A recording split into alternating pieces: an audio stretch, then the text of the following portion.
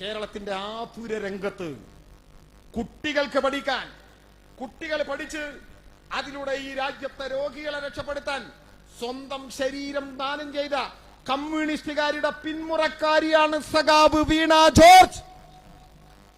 ആ വീണ ജോർജിന്റെ പേരിൽ കള്ളക്കഥകൾ ഉണ്ടാക്കി കടന്നാക്രമിച്ച് അങ്ങില്ലാതാക്കി കളയാമെന്ന് ധരിക്കുന്നുണ്ടെങ്കിൽ നിങ്ങളെ വിഡ്ഢികളുടെ സ്വർഗത്തിലാണ്. കേരളത്തിന്റെ പ്രിയപ്പെട്ട ആരോഗ്യ വകുപ്പ് മന്ത്രി വീണ ജോർജിനെതിരെ UDF-ഉം BJP-യും ജമാഅത്തെ ഇസ്ലാമിയും SDPI-യും അടക്കമുള്ള സകല ഇടതുപക്ഷ വിരുദ്ധരും നടത്തുന്ന കടന്നാക്രമണത്തെ തുറന്നു കാണിക്കുന്നതിന് വേണ്ടിയും അതിന് പ്രതിരോധം തീർക്കുന്നതിനും വേണ്ടിയാണ് ഇടതുപക്ഷ ജനാധിപത്യ മുന്നണിയുടെ നേതൃത്വത്തിൽ ഇത്തരമൊരു പൊതുയോഗം, ഒരു കൂട്ടായ്മ ഇവിടെ സംഘടിപ്പിച്ചിട്ടുള്ളത്. ഇത് സംബന്ധിച്ച് വളരെ കൃത്യമായി അധ്യക്ഷനും അതിനേക്കാൾ വിശദമായി ഉദ്ഘാടക പ്രാസംഗികനും ഇവിടെ സൂചിപ്പിച്ചു.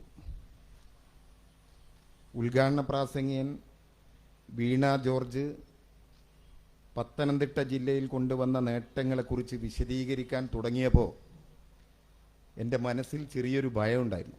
മറ്റൊന്നുമല്ല, 8:30 മണിക്കുള്ള ട്രെയിനിന് എനിക്ക് പോകണം. ഞാൻ ഇന്ന് വീണ ജോർജ് പത്തനംതിട്ടയിൽ നടത്തിയിട്ടുള്ള വികസനങ്ങളെക്കുറിച്ച് പഠിക്കാൻ വേണ്ടിയിട്ട് അതൊന്ന് വായിച്ചു നോക്കിയപ്പോൾ ഒറ്റ വരിയിൽ അങ്ങനെ വായിച്ചു പോവുകയാണെങ്കിൽ ചുരുങ്ങിയത് ഒരു 1.5 മണിക്കൂർ എടുക്കും എന്നെനിക്ക് ഇന്ന് രാവിലെ ബോധ്യപ്പെട്ടിട്ടുണ്ട്. ഉദ്ഘാടകൻ അതിലേക്ക് അങ്ങ് കടന്നു പോയാൽ എൻ്റെ ട്രെയിൻ പോകുമോ എന്ന ഒരു പ്രയാസം എനിക്കുണ്ടായിരുന്നു. വളരെ ചുരുക്കി ഇവിടെ വീണ ജോർജും ഇടതുപക്ഷ ജനാധിപത്യ മുന്നണി ഗവൺമെൻറ്റും കൊണ്ടുവന്നിട്ടുള്ള നേട്ടങ്ങളുടെ 10% പോലും അദ്ദേഹം പറഞ്ഞിട്ടില്ല. ചുരുക്കി പറഞ്ഞതാണ്. ആകാശം കാർമേഘാവൃതമാണ്. ഞാനാണെങ്കിൽ അങ്ങ് കോഴിക്കോട് നിന്ന് വരികയാണ്. എനിക്ക് വേണ്ടി അദ്ദേഹം വഴിമാറി തന്നതാണ്. മഴ പെയ്താൽ നാസിർ കൊളായിയുടെ പൊതുയോഗം കൊളായി എന്ന ആളുകൾ പറയണ്ട എന്നുകൂടി ധരിച്ചിട്ടാണ് അദ്ദേഹം എനിക്ക് വേണ്ടി വഴിമാറി തന്നിട്ടുള്ളത്. ആരോഗ്യമന്ത്രിക്കെതിരെയുള്ള ഈ ആരോപണം ഇപ്പം തുടങ്ങിയതാണ് എന്ന അഭിപ്രായം എനിക്കില്ല. മാങ്ങയുള്ള മാവിലെ ആളുകൾ കല്ലെടുത്തെറിയും, ഫലമുള്ള വൃക്ഷത്തിലെ കല്ലെടുത്തെറിയും. വീണ ജോർജിനെതിരെ നേരത്തെ ഉണ്ടായിരുന്ന ആരോപണം നടത്തിയിട്ടുള്ളത് മുസ്ലിം ലീഗിൻ്റെ ഒരു നേതാവായിരുന്നു, KM ഷാജി. മലപ്പുറത്ത് വെച്ചാണ് അദ്ദേഹം പ്രസംഗിച്ചിട്ടുള്ളത്. അന്ന് അദ്ദേഹം പറഞ്ഞ വാക്ക് ഇങ്ങനെയാണ്: അന്തവും കുന്തവും ഇല്ലാത്ത ഒരു സാധനം. അതേ വേദിയിൽ തന്നെ 4 ദിവസത്തിനകം പാർട്ടി പ്രവർത്തകർ മറുപടി പൊതുയോഗം നടത്തിയിരുന്നു. ആ പൊതുയോഗത്തിൽ പ്രസംഗിക്കാൻ എനിക്ക് അവസരം കിട്ടി. അന്തവും കുന്തവും ഇല്ല എന്ന് പറഞ്ഞാൽ വിദ്യാഭ്യാസമില്ലാത്ത എന്നാണ് നമ്മുടെ നാട്ടിലൊക്കെ പ്രയോഗിക്കുക. പറഞ്ഞങ്ങ് പോവുകയാണ്. ഞാൻ അന്നവിടെ പ്രസംഗിക്കുമ്പോൾ പറഞ്ഞത് 2004 എൻ്റെ ഓർമ്മ. മനോരമയിലും മാതൃഭൂമി പത്രത്തിൻ്റെയും ഒക്കെ 1-ാം പേജിൽ ഒരു പെൺകുട്ടിയുടെ ചിത്രം വന്നിരുന്നു. കേരള യൂണിവേഴ്സിറ്റിയിൽ MSc ഫിസിക്സിന് 1-ാം റാങ്ക് നേടിയ പെൺകുട്ടിയുടെ പേര് വീണ കുര്യാക്കോസ് എന്നായിരുന്നു. B.Ed.നും പിന്നീട് അവർ ഡിഗ്രി നേടി. മാധ്യമ പ്രവർത്തകയായി. ദലൈലാമയടക്കമുള്ള ലോകത്തിലെ പ്രശസ്തരായ ആളുകളെ വീണ ജോർജ് ഇന്റർവ്യൂ ചെയ്യുന്നത് ഞാൻ നിങ്ങളൊക്കെ കണ്ടു. പിന്നീട് അവർ BJP നോട്ടമിട്ട് വെച്ച A+ കാറ്റഗറിയിൽപ്പെട്ട മണ്ഡലത്തിൽ മത്സരിക്കുകയാണ്.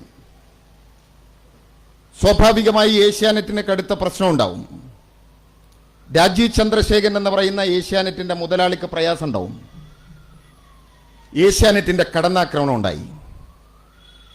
മലയാള മനോരമക്ക് പ്രയാസം ഉണ്ടാവും. ക്രിസ്ത്യൻ കുടുംബാന്തരീക്ഷത്തിൽ നിന്ന് വരുന്ന ഒരാള് അരിവാൾ ചുറ്റിക നക്ഷത്രം അടയാളത്തിൽ മത്സരിക്കുകയാണ്. കമ്മ്യൂണിസ്റ്റുകാരൻ അധികാരത്തിൽ വന്നാൽ ഞാൻ ആത്മഹത്യ ചെയ്യും എന്ന് പറഞ്ഞ് നമ്മളൊക്കെ വ്യാമോഹിപ്പിച്ച, അദ്ദേഹം ചെയ്തില്ല, അതുകൊണ്ടാണ് വ്യാമോഹിപ്പിച്ച എന്ന് ഞാൻ പറഞ്ഞത്, മനോരമക്കാരന് സ്വാഭാവികമായി പ്രയാസം ഉണ്ടാവും. A+ കാറ്റഗറിക്കാരന് പ്രയാസം ഉണ്ടാവും. അതുകൊണ്ടാണ് മനോരമയും ഏഷ്യാനെറ്റും അടക്കം വീണ ജോർജിനെ മത്സര സമയത്ത് പോലും കടന്നാക്രമിച്ചിട്ടുള്ളത്. പക്ഷെ അവർ ജയിച്ചു. ഒരുപാട് കാലത്തിനിപ്പുറം, ഒരു 10-20 കൊല്ലത്തിനിപ്പുറമാണെന്ന് എനിക്ക് തോന്നുന്നത്. അരിവാൾ ചുറ്റിക നക്ഷത്രമടയാളത്തിൽ 46 വർഷത്തിന് ശേഷം അരിവാൾ ചുറ്റിക നക്ഷത്രമടയാളത്തിൽ എൻ്റെ ഓർമ്മ ശരിയാണെങ്കിൽ 7000 വോട്ടിനാണെന്ന് ജയിച്ചിട്ടുള്ളത്. 2021 അതിൻ്റെ ഏകദേശം 3 ഇരട്ടിയോളം 20,000 ചില്ലാനം വോട്ടിനാണ് അവർ ജയിച്ചിട്ടുള്ളത്. കടന്നാക്രമണം കൂടുന്തോറും അവരുടെ വിജയം കൂടുകയാണ് ചെയ്തത്. അന്തവും കുന്തവുമില്ലാത്ത എന്ന് വീണ ജോർജിനെ വിമർശിച്ച KM ഷാജിയെ കുറിച്ച് ആ സമയത്ത് ഞാനൊന്ന് പഠിക്കാൻ തീരുമാനിച്ചു. സാന്ദർഭികമായി പറയുന്നു എന്ന് മാത്രം. തെരഞ്ഞെടുപ്പിൽ അദ്ദേഹം പറഞ്ഞിട്ടുള്ളത് ഞാൻ പ്രീ ഡിഗ്രി പാസ്സായിട്ടുണ്ടെന്നാണ്. എൻ്റെ നാടിനടുത്ത ചേന്നമംഗലൂർ ജമാഅത്തെ ഇസ്ലാമിയുടെ ഈറ്റിലും പോറ്റിലുമാണ്. അവിടുത്തെ ഇസ്ലാഹിയ കോളേജിലാണ് അദ്ദേഹം പഠിച്ചിട്ടുള്ളത്. ഈ KM ഷാജി അദ്ദേഹത്തിൻ്റെ ഒരു അധ്യാപകനോട്, കോളമിസ്റ്റാണ്, മാധ്യമങ്ങളിലൊക്കെ വരുന്നുണ്ട്, ഞാൻ ആ പേര് പറയുന്നില്ല, അദ്ദേഹത്തോട് ചോദിച്ചു, നിങ്ങളുടെ കോളേജിലാണല്ലോ ഈ KM ഷാജി പഠിച്ചത്, എത്ര വരെ പഠിച്ചിട്ടുണ്ട്? അയാൾ എന്നോട് പറഞ്ഞ മറുപടി എന്നെ അത്ഭുതപ്പെടുത്തി. ചാനലുകൾ ഇത് കേൾക്കുന്നുണ്ടല്ലോ, ചിലപ്പോൾ റെക്കോർഡിംഗ് ഉണ്ടാവുമല്ലോ. അദ്ദേഹം പറഞ്ഞത്, ഞങ്ങളുടെ കോളേജിൽ പഠിച്ചു, ഹോസ്റ്റലിൽ താമസിച്ചു, 6 മാസം കഴിഞ്ഞപ്പോൾ ഹോസ്റ്റൽ ഫീസ് തരാതെ മുങ്ങിയതാണ്, പക്ഷേ ക്യാൻറ്റീനിൽ ഫുൾ ഹാജരായിരുന്നു എന്നാണ് എന്നോട് പറഞ്ഞത്. അദ്ദേഹമാണ് അന്തവും കുന്തവും ഇല്ലാത്ത എന്ന് പറഞ്ഞു. ഷാജി പിന്നെ പറഞ്ഞു അയാൾക്ക് MBA ഡിഗ്രി ഉണ്ട്, ചെന്നൈയിലേതോ യൂണിവേഴ്സിറ്റിയിൽ നിന്നുള്ള ഡിഗ്രിയാണെന്ന്. ഞാൻ അപ്പോൾ ഓർത്തത് എൻ്റെ ഒരു കൂട്ടുകാരനുണ്ട്, പ്രീ ഡിഗ്രി ഒക്കെ കഴിഞ്ഞ് ഗൾഫിലേക്ക് പോകാൻ ഇപ്പോഴല്ല 10-15 കൊല്ലം മുമ്പ് അക്കൗണ്ടൻ്റ് വിസ എടുത്തു. ഫാമിലിയൊക്കെ കൊണ്ടുപോകാനാണ്, കാരണം അക്കൗണ്ടൻ്റ് വിസ ആകുമ്പോൾ ഫാമിലിയൊക്കെ എടുക്കാം. പക്ഷേ അക്കൗണ്ടൻ്റ് വിസയ്ക്ക് ഒരു പ്രശ്നമുണ്ട്, BCom പാസ്സാവണം. ഇയാളാണെങ്കിൽ പ്രീ ഡിഗ്രി തോറ്റതാണ്. വിസ ഏജന്റ് പറഞ്ഞു പ്രശ്നമില്ല, അതൊക്കെ ബോംബെയിലെത്തിയാൽ മതി, പരിഹരിക്കാം. ബോംബെയിലെത്തി നോക്കുമ്പോൾ കേരള യൂണിവേഴ്സിറ്റിയുടെ 2nd ക്ലാസ്സോടുകൂടിയുള്ള ഉഗ്രൻ സർട്ടിഫിക്കറ്റ്. വില എത്രയാണെന്ന് ചോദിച്ചപ്പോൾ 3000 എന്ന് പറഞ്ഞു. ഒരു ക്യൂരിയോസിറ്റിക്ക് ഇയാൾ ചോദിച്ചു MBBS ഉണ്ടോ? ഉണ്ട്. എത്രയാണെന്ന് ചോദിച്ചു 5000, 2000 രൂപേൻ്റെ വ്യത്യാസമുള്ളത്. അത് വെച്ചിട്ടാണ് KM ഷാജി നമ്മളെ അളക്കാൻ വന്നത്. ഞാൻ അതിൻ്റെ വിശദീകരണത്തിൽ കിടക്കുന്നില്ല. ഞാൻ പറഞ്ഞു വന്ന കാര്യം ഇതാണ്, ഇങ്ങനെ നിരവധി കാര്യങ്ങൾ നേരത്തെയും വീണ ജോർജിനെതിരെ വന്നിട്ടുള്ളതാണ്. അവരുടെ ഈ മണ്ഡലത്തിൽ നടത്തിയിട്ടുള്ള വികസന കാര്യങ്ങൾ ഞാൻ പറയണമെന്ന് ഉദ്ദേശിച്ചിരുന്നു, പക്ഷെ വളരെ കൃത്യമായി നേരത്തെ ഇവിടെ പറഞ്ഞു. അതുകൊണ്ട് ഞാൻ അതിലേക്ക് കിടക്കുന്നില്ല. കൂട്ടത്തിൽ ഒന്നുകൂടി ഞാൻ ഓർക്കുകയായിരുന്നു, ഞാൻ വരുമ്പോൾ അധ്യക്ഷന്റെ പ്രസംഗം നടന്നുകൊണ്ടിരിക്കുകയാണ്. അധ്യക്ഷനും ഉദ്ഘാടന സഖാവ് ഇപ്പോൾ ഇവിടെ പറഞ്ഞ് ഗുജറാത്തിലെ ഒരു പാലം അപകടം. ഇന്ന് രാവിലെ എൻ്റെ റൂമിലേക്ക് സഖാവ് 3 വാരികളാണ് പത്രങ്ങളാണ് കൊണ്ടുവന്നത്. ഒന്ന് മനോരമ, ഒന്ന് മാതൃഭൂമി, ഒന്ന് മംഗളം. 3 എൻ്റെ റൂമിലുണ്ട്. കയ്യിലിപ്പം ഞാൻ മാതൃഭൂമിയെ പിടിച്ചിട്ടുള്ളൂ. മാതൃഭൂമിയിൽ ഈ ചിത്രം നിങ്ങൾ കണ്ടിട്ടുണ്ടാവും. ഗംഭീര പാലം. ഗുജറാത്തിൽ ഒരു പാലം തകർന്ന് 11 പേര് മരിച്ചിട്ടുണ്ട്. ആകെ മാതൃഭൂമിയിലുള്ള വാർത്ത ഈ കാണുന്ന ചിത്രമാണ്. എന്നിട്ട് പറഞ്ഞു വിശദ വാർത്ത 8-ാം പേജിൽ. ഞാനിപ്പോൾ അത് മറച്ചുണ്ടാക്കുന്നില്ല. 8-ാം പേജിലേക്ക് പോകുന്ന ആരെങ്കിലും ഉണ്ടെങ്കിൽ ഒരു മൈക്രോസ്കോപ്പ് കൂടി വെക്കേണ്ടി വരും. ഇതിൻ്റെ 8-ാം പേജ്. എന്നാൽ ഒട്ടും മോശമാക്കിയിട്ടില്ല. പണിമുടക്കിൻ്റെ ഗംഭീര വാർത്ത ഇതിലുണ്ട് വിശദമായി. ഇത് തന്നെയാണ് മനോരമ, ഇത് തന്നെയാണ് മംഗളം. കോട്ടയം മെഡിക്കൽ കോളേജിലുണ്ടായ ദൗർഭാഗ്യകരമായ സംഭവം, ബിന്ദു എന്ന് പറയുന്ന പ്രിയപ്പെട്ട സഹോദരിയുടെ മരണം. ഈ നാട് ആ വേദനയിൽ പങ്കെടുക്കുന്നു. മണിക്കൂറുകൾക്കകമാണ് കേരളത്തിന്റെ ആരോഗ്യ വകുപ്പ് മന്ത്രി അവിടെ എത്തിയിട്ടുള്ളത്, വാസവൻ മിനിസ്റ്റർ അവിടെ എത്തിയിട്ടുള്ളത്. അധികം വൈകാതെ കേരളത്തിന്റെ മുഖ്യമന്ത്രിയും അവിടേക്ക് എത്തി. ഇവിടെ പറഞ്ഞു, ഞാൻ ആവർത്തിക്കുന്നില്ല. ചെന്ന സമയത്ത് ആശുപത്രിയുടെ സൂപ്രണ്ട് കൊടുത്ത വിവരം, ആ വിവരമാണ് മന്ത്രിയോട് അവർ പറയുന്നത്. മന്ത്രി അതാണ് പത്രക്കാരോട് പറയുന്നത്. പത്രക്കാരും രാഷ്ട്രീയ എതിരാളികളും അതിന്റെ ഭാഷ്യം മാറ്റി ആ കെട്ടിടത്തിനടിയിൽ ഒരു സ്ത്രീ ഉണ്ടായിട്ടും അത് മറച്ചു വെച്ചു എന്നാ പറഞ്ഞത്. എന്താ അതുകൊണ്ട് വീണ ജോർജിനുള്ള ലാഭം? നിങ്ങളൊന്ന് പറ സാമാന്യ ബുദ്ധിയിൽ. ഇവിടെ ഇന്നലെ മെനിയാനുമായിട്ട് നമ്മൾ കാണുന്ന കാഴ്ച എന്താണ്? വീണ ജോർജിനെ തെരുവിലിറങ്ങി നടത്താൻ അനുവദിക്കില്ല എന്ന് വെല്ലുവിളിച്ച UDF-കാരും BJP-കാരും എല്ലാവരും ഉണ്ടായിരുന്നല്ലോ. പത്തനംതിട്ടയിൽ ആദ്യം പ്രകടനം നടത്തിയത് SDPI-ക്കാരാ. ഇവിടെ ആദ്യം പ്രകടനം നടത്തിയത് SDPI-ക്കാരാന്നാ ഞാൻ കേട്ടത്. വലിയ ഗജപോക്കിരികളാണ്. ആരെയും കൊല്ലും. അഭിമന്യുവിന്റെ തിരുനെഞ്ചിൽ കടാരകയറ്റിയ തമ്മാടിക്കൂട്ടമാണ്. അവരൊക്കെ വെല്ലുവിളിച്ചല്ലോ വീണ ജോർജിനെ തെരുവിലിറങ്ങാൻ അനുവദിക്കില്ലെന്ന്. ബിന്ദുവിന്റെ വീട്ടിലേക്ക് വീണ ജോർജ് പോയത് പേരിന് പോലും ഒരു പോലീസ് ഇല്ലാതെയാണ്. ഒരു കോൺഗ്രസുകാരനെയും BJP-കാരനെയും ആ വഴിക്ക് കണ്ടിട്ടില്ല. തലേ ദിവസം DYFI-യുടെ സംസ്ഥാന സെക്രട്ടറി സനോജ് പറഞ്ഞു, മന്ത്രിയെ തടയുന്നത് കൊള്ളാം, മന്ത്രിയുടെ വീട്ടിലേക്ക് പോകുന്നത് കൊള്ളാം, നിങ്ങൾക്കും വീടുണ്ടെന്ന് ഓർക്കുന്നത് നന്നായിരിക്കും. ഒരു സ്റ്റേറ്റ്മെന്റ് കൊണ്ട് നിന്നു നിങ്ങൾ. ഞാൻ അതിന്റെ വലുപ്പത്തിലൊന്നും പറയുന്നില്ല. പക്ഷെ പ്രിയപ്പെട്ടവരെ, നിങ്ങൾ കണ്ടോ? കേരളത്തിന്റെ പ്രിയപ്പെട്ട ആരോഗ്യമന്ത്രി ആ വീട്ടിലേക്ക് ചെന്നപ്പോ എന്ത് സ്നേഹവായ്പോടെയാണ് ആ കുടുംബം അവരെ സ്വീകരിച്ചത്. പത്രങ്ങളിൽ വന്ന ഒരു ചിത്രം ബിന്ദുവിന്റെ അമ്മയോടൊപ്പം, ബിന്ദുവിന്റെ ഭർത്താവ് വിശ്രുതിനോടൊപ്പം വീണ ജോർജ് ഇരിക്കുന്ന ചിത്രം ഒറ്റ ഫ്രെയിമിലുണ്ട്. അതിന്റെ എല്ലാ വികാരവും അതിലുണ്ട്. അപകടം നടന്ന ദിവസം അതേയിടത്ത് വെച്ച് ചാനൽ ക്യാമറകളുടെ മുമ്പിൽ ബിന്ദുവിന്റെ ഭർത്താവ് എന്താ പറഞ്ഞത്? പെട്ടെന്ന് JCB-ക്ക് എത്താൻ പറ്റുന്ന സ്ഥലമല്ല. അവിടെ ആശുപത്രിയുടെ പ്രവർത്തനം നടന്നുകൊണ്ടിരിക്കുന്നു. അവിടെ ഭീമുകളുണ്ട്, മറ്റു കാര്യങ്ങളുണ്ട്. അതുകൊണ്ട് പെട്ടെന്ന് JCB-ക്ക് വരാൻ കഴിയുന്ന സ്ഥലമല്ല. വന്നിരുന്നെങ്കിൽ രക്ഷപ്പെടുത്താൻ കഴിയുമായിരുന്നു. വരാൻ പറ്റുന്ന സ്ഥലമല്ല. ഞാൻ ആരെയും കുറ്റപ്പെടുത്തുന്നില്ല. അവിടെ പിരിയണം, അവിടെ അവസാനിക്കണം. ഭർത്താവിനില്ലാത്ത, കുടുംബത്തിനില്ലാത്ത ജാഗ്രതയെ ഇവർക്ക്. പറഞ്ഞല്ലോ, വിശുദ്ധം പറഞ്ഞു പത്രക്കാരോട്. മന്ത്രി വരുമെന്ന് പറഞ്ഞു, എനിക്ക് വിശ്വാസമുണ്ട്. ഞങ്ങളെ കേൾക്കുമെന്ന് വിശ്വാസമുണ്ട്. ഞങ്ങളുടെ പ്രയാസങ്ങൾ പരിഹരിക്കുമെന്ന വിശ്വാസമുണ്ട്. ഇവിടെ പറഞ്ഞല്ലോ ഇപ്പോ 10 ലക്ഷം അല്ലേ കുടുംബത്തിന് 10 ലക്ഷം, മകന് ജോലി, മകളുടെ ചികിത്സ പൂർണ്ണമായി സർക്കാർ, ആ കുടുംബത്തിനുള്ള വീട്, ചെറിയ വീടല്ല, 10-15 ലക്ഷം വരുന്ന ചെലവ് വരുന്ന വീട്, പാർട്ടി അടക്കം സർക്കാർ അടക്കം ഇടപെട്ട് ഉണ്ടാക്കി കൊടുക്കാൻ പോവുക. മരിച്ചയാളെ തിരിച്ചു കൊടുക്കാൻ നമുക്ക് കഴിയില്ല. അവരുടെ പ്രയാസങ്ങൾ പങ്കുവെക്കാനാ കഴിയാം. ഒരു പരിഭവമില്ലാതെ അവരുടെ കുടുംബം അത് പറഞ്ഞു. വിശുദ്ധം പറഞ്ഞതൊന്നും ഇവർക്ക് പ്രശ്നമല്ല.